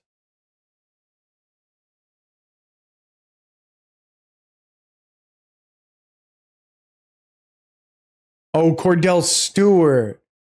Oh, I thought you were talking about a coach. I thought you were talking about the coach before Bill Cowher. My bad. I don't know who O'Donnell is, though. I know who Cordell Stewart is. I remember him.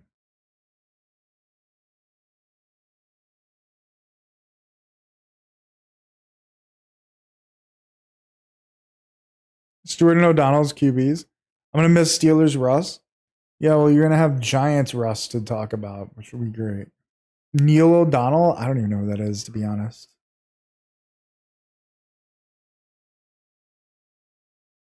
I'm not as well versed in football as I am in basketball or baseball.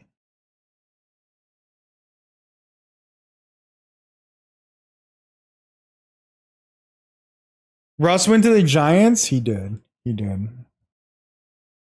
He did. He's at every fucking Knicks playoffs game, like sitting there, standing there on the side, cheering, like hunting for the camera, just desperate for the camera to be on him. Make himself relevant. Make himself look like he's been in New York for his entire life. Like it was really weird.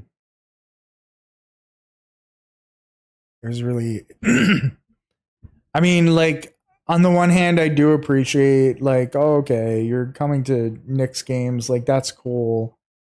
But like, I don't know, man. Like acting like a lifelong Knicks fan during every playoff game just because you signed with the Giants like 2 weeks before, it's like I don't know. It felt kind of dirty.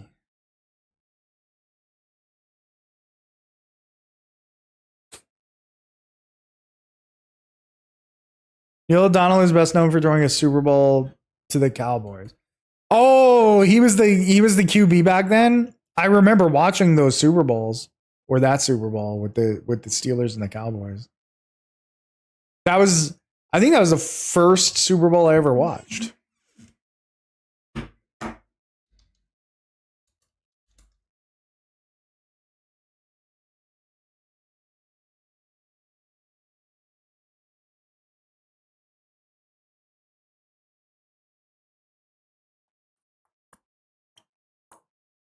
$19.96. Yeah, that sounds about right. Threw 2 ints to trash LB Larry Brown. I was 5, and I'm pretty sure I cried for the Super Bowl. I was 8, and I think that was the first Super Bowl I ever watched. It was the first time that my parents let me watch the Super Bowl. My team didn't even exist for that Super Bowl. I'm going to pretend mine didn't either.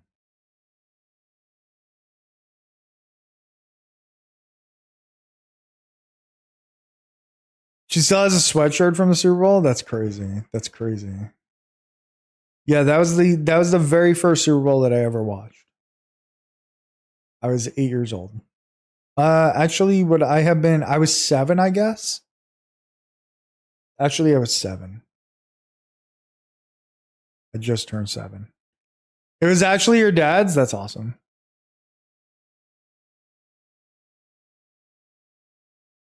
She cries for a lot of stuff, to be fair.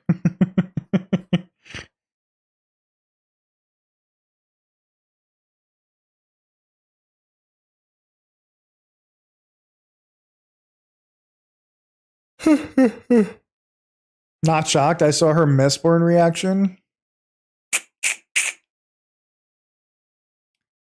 I mean, she's never going to read the next book. That's what I heard.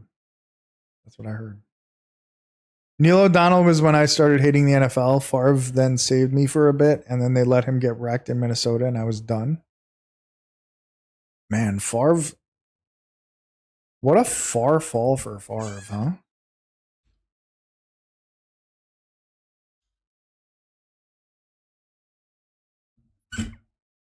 Didn't he do some really fucked up shit? If I remember correctly.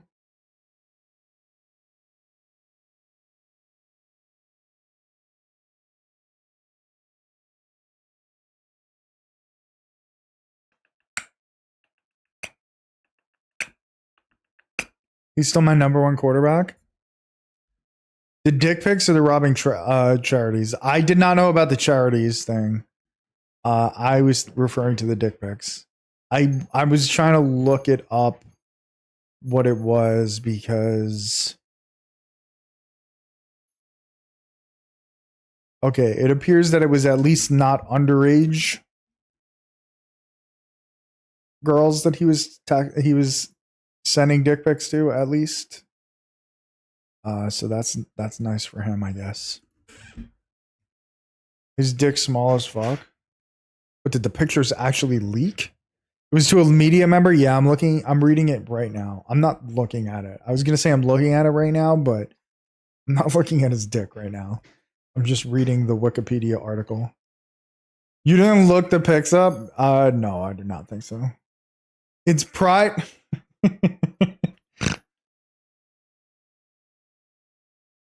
He just sent some PP pics. That's still fucking.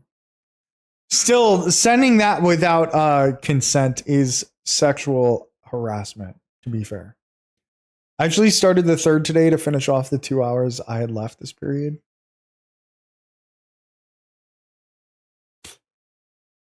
The dick pics were to grown-ass woman. Okay, so at least it wasn't to some underage girls. That's good to hear. What was the robbing charities thing?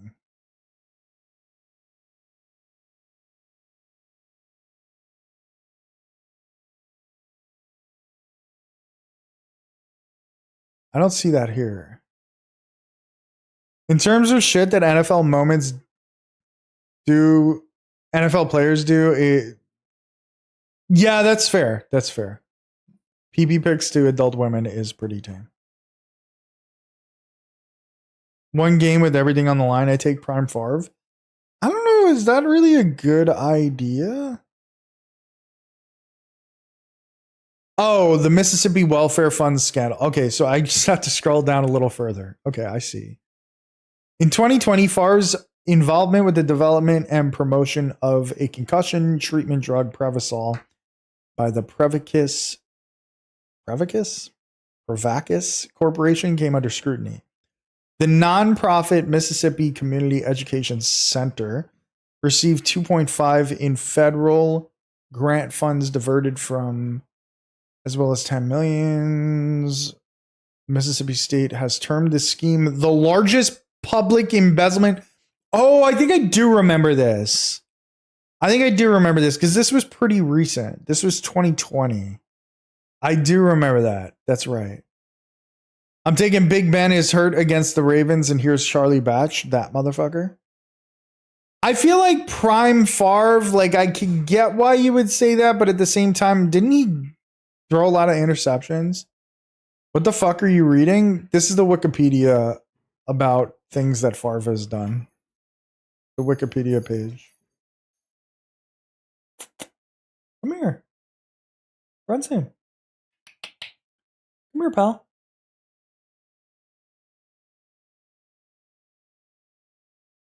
That was old Favre.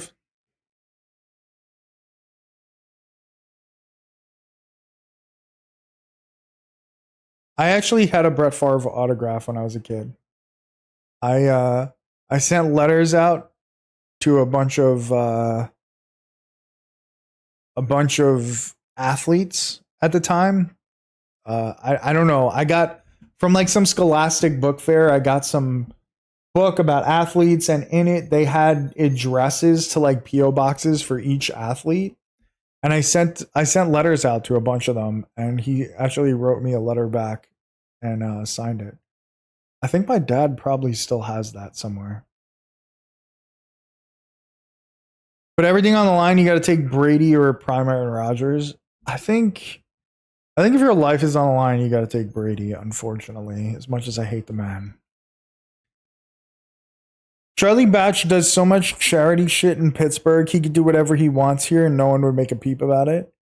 I had a penis the same size as Favre when I was a kid. Doesn't matter. How much more money does he have than you? I know he's got a lot more because he stole $2.5 million from charity.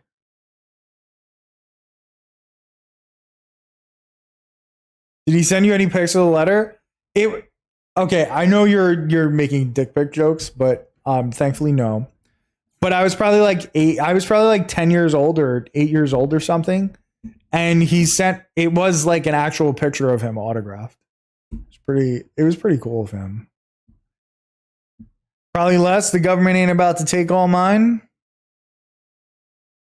Fair. Prime Favre is the best I have seen on a football field. That was around for Marino as well. So the best I've ever seen on a football field, you guys all know it. And I know you guys can all agree. Eli Manning. Thank you. Is it a scary book? Some chick flick style bullshit.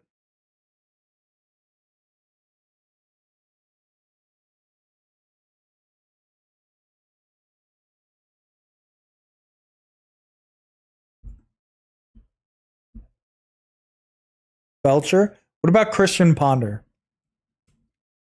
I think Christian Ponder. I would go with that. I remember one year, it had to have been right after Favre left Minnesota.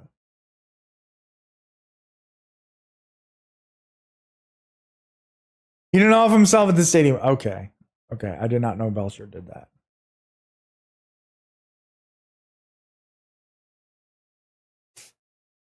He's super nice. You met him once. That's pretty cool.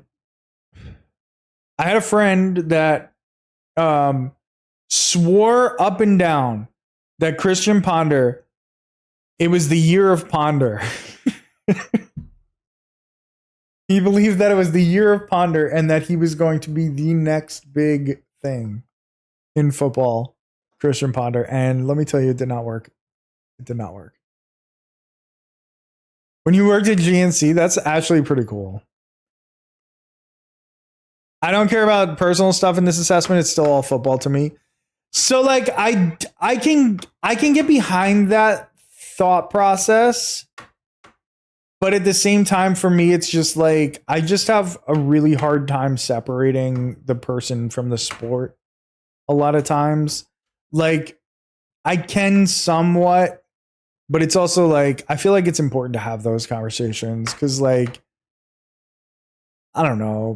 I feel like you can't like just because you're talented at something doesn't mean that you should be able to get away with shit and not have it brought up when you do shit that's crazy. You also met him. He's cool, but I wasn't at GNC. Like the trucks? No, like it's like a vitamin place, isn't it? MVP year, Cam Newton was kind of a demon. He was good. The supplements that were founded in Pittsburgh. What the fuck is a vitamin? Do they not have vitamins where you're at? For real?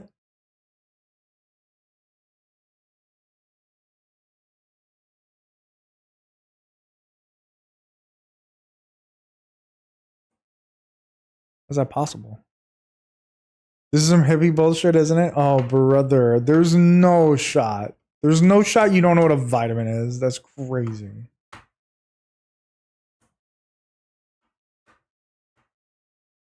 But when putting a pure football spectrum, I stand by my choice. That's fair. That's fair. That's fair. I don't think there's anything wrong with you saying Favre in that sense. I just feel like I don't know. I feel like you got to take Brady in that place. Supplement? I don't know that word. Oh, brother.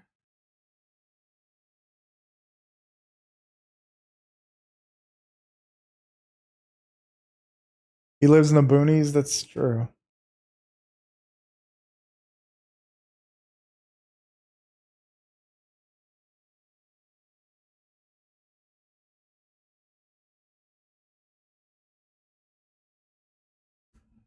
Fuck Tom Brady. Hate that guy. I hate him. I hate him more, as much as you, if not more. I do, but it's hard.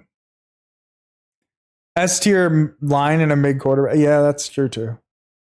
Get an S tier line behind Eli Manning. That's how you win the game. That's how you win the real game. Eli never gives up.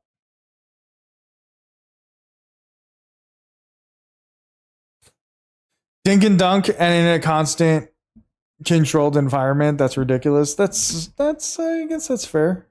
I guess that's fair. But he never cracks under the pressure.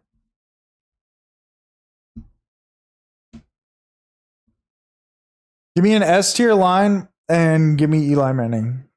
That's where you win a game. That's where you win the game in the fourth quarter. I saw him crack under the pressure of Joe Flacco. Oh, brother.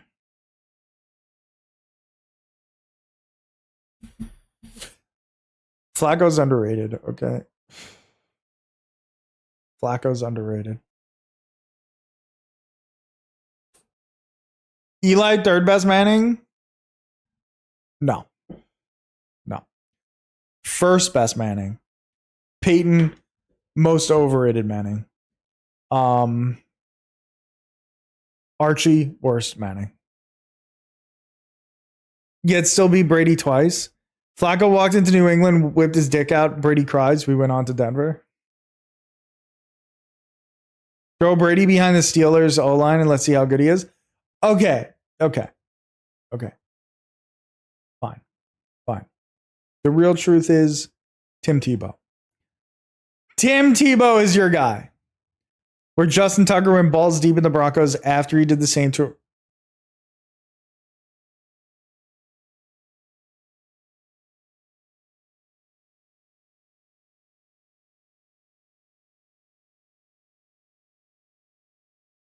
Insane. Dude would be flat on his back in 2 seconds. Tim Tebow behind the Patriots line. That's how you win a game. That's how you win the World Series of football. That's how you do it. Speaking of the World Series, what's going on with the World Series of poker? I got a new phone and I haven't been getting alerts. I'm upset.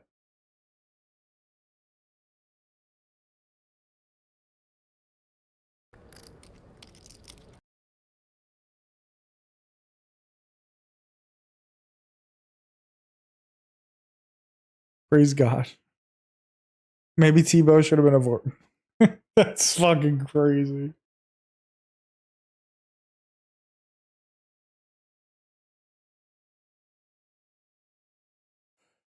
I'm fucking tired.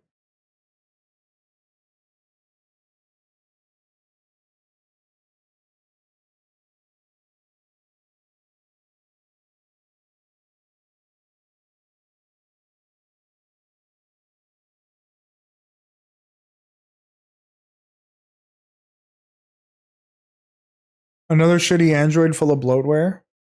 I got the Google Pixel 9. There's no bloatware. This is not a Samsung. It doesn't. The Pixels don't put that shit on. This is not a channel for Android slander. Exactly. Thank you. The bloatware thing that happens on like Samsungs. That doesn't happen on like Pixels. I hate all that shit. I never get a Samsung because of that.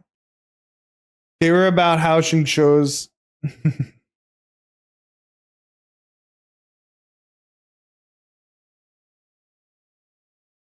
For one game with Prime Favre, and that is that. Talk about all the ants later in his chat. Wait, why'd you get timed out? Tebow's even more annoying because it was at the same time that Josh Hamilton was also, despite still doing blow.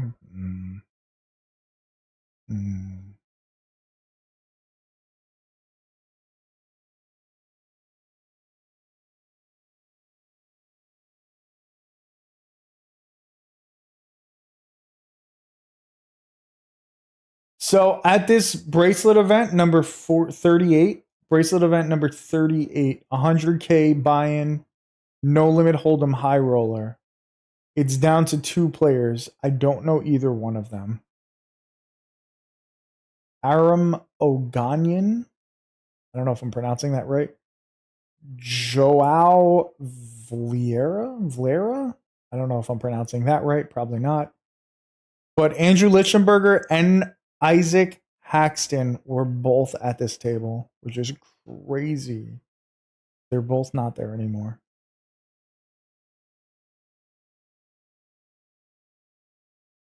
You think Tebow wasn't doing blow? That's fair.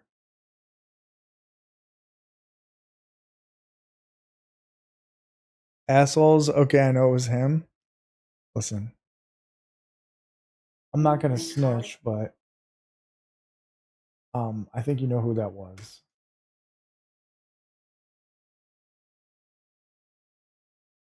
This was a Super Bowl ad. I'm watching it without sound, but I don't have a clue what this ad is about.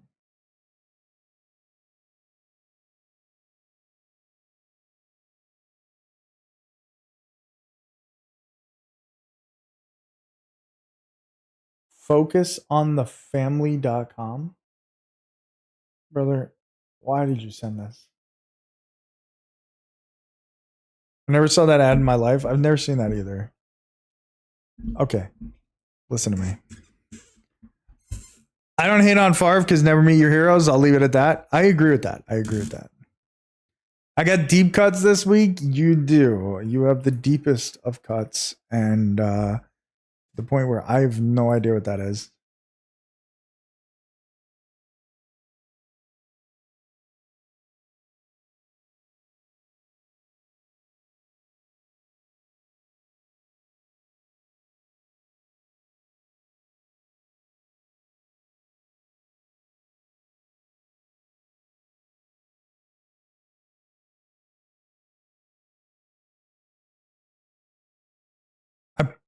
I picked good heroes, to be honest. My first online username was Chris Benoit related. I also agree with that statement. Never meet your heroes. Back on Game Facts.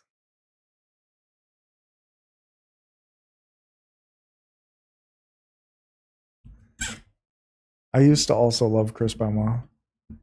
It's a damn shame that he turned out to be a piece of shit. All right, ladies and gentlemen. Fuck them kids.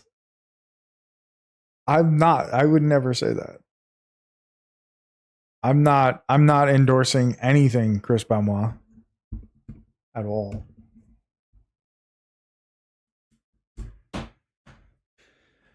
Okay. I am tired. I'm going to head out. I got to go to New York tomorrow.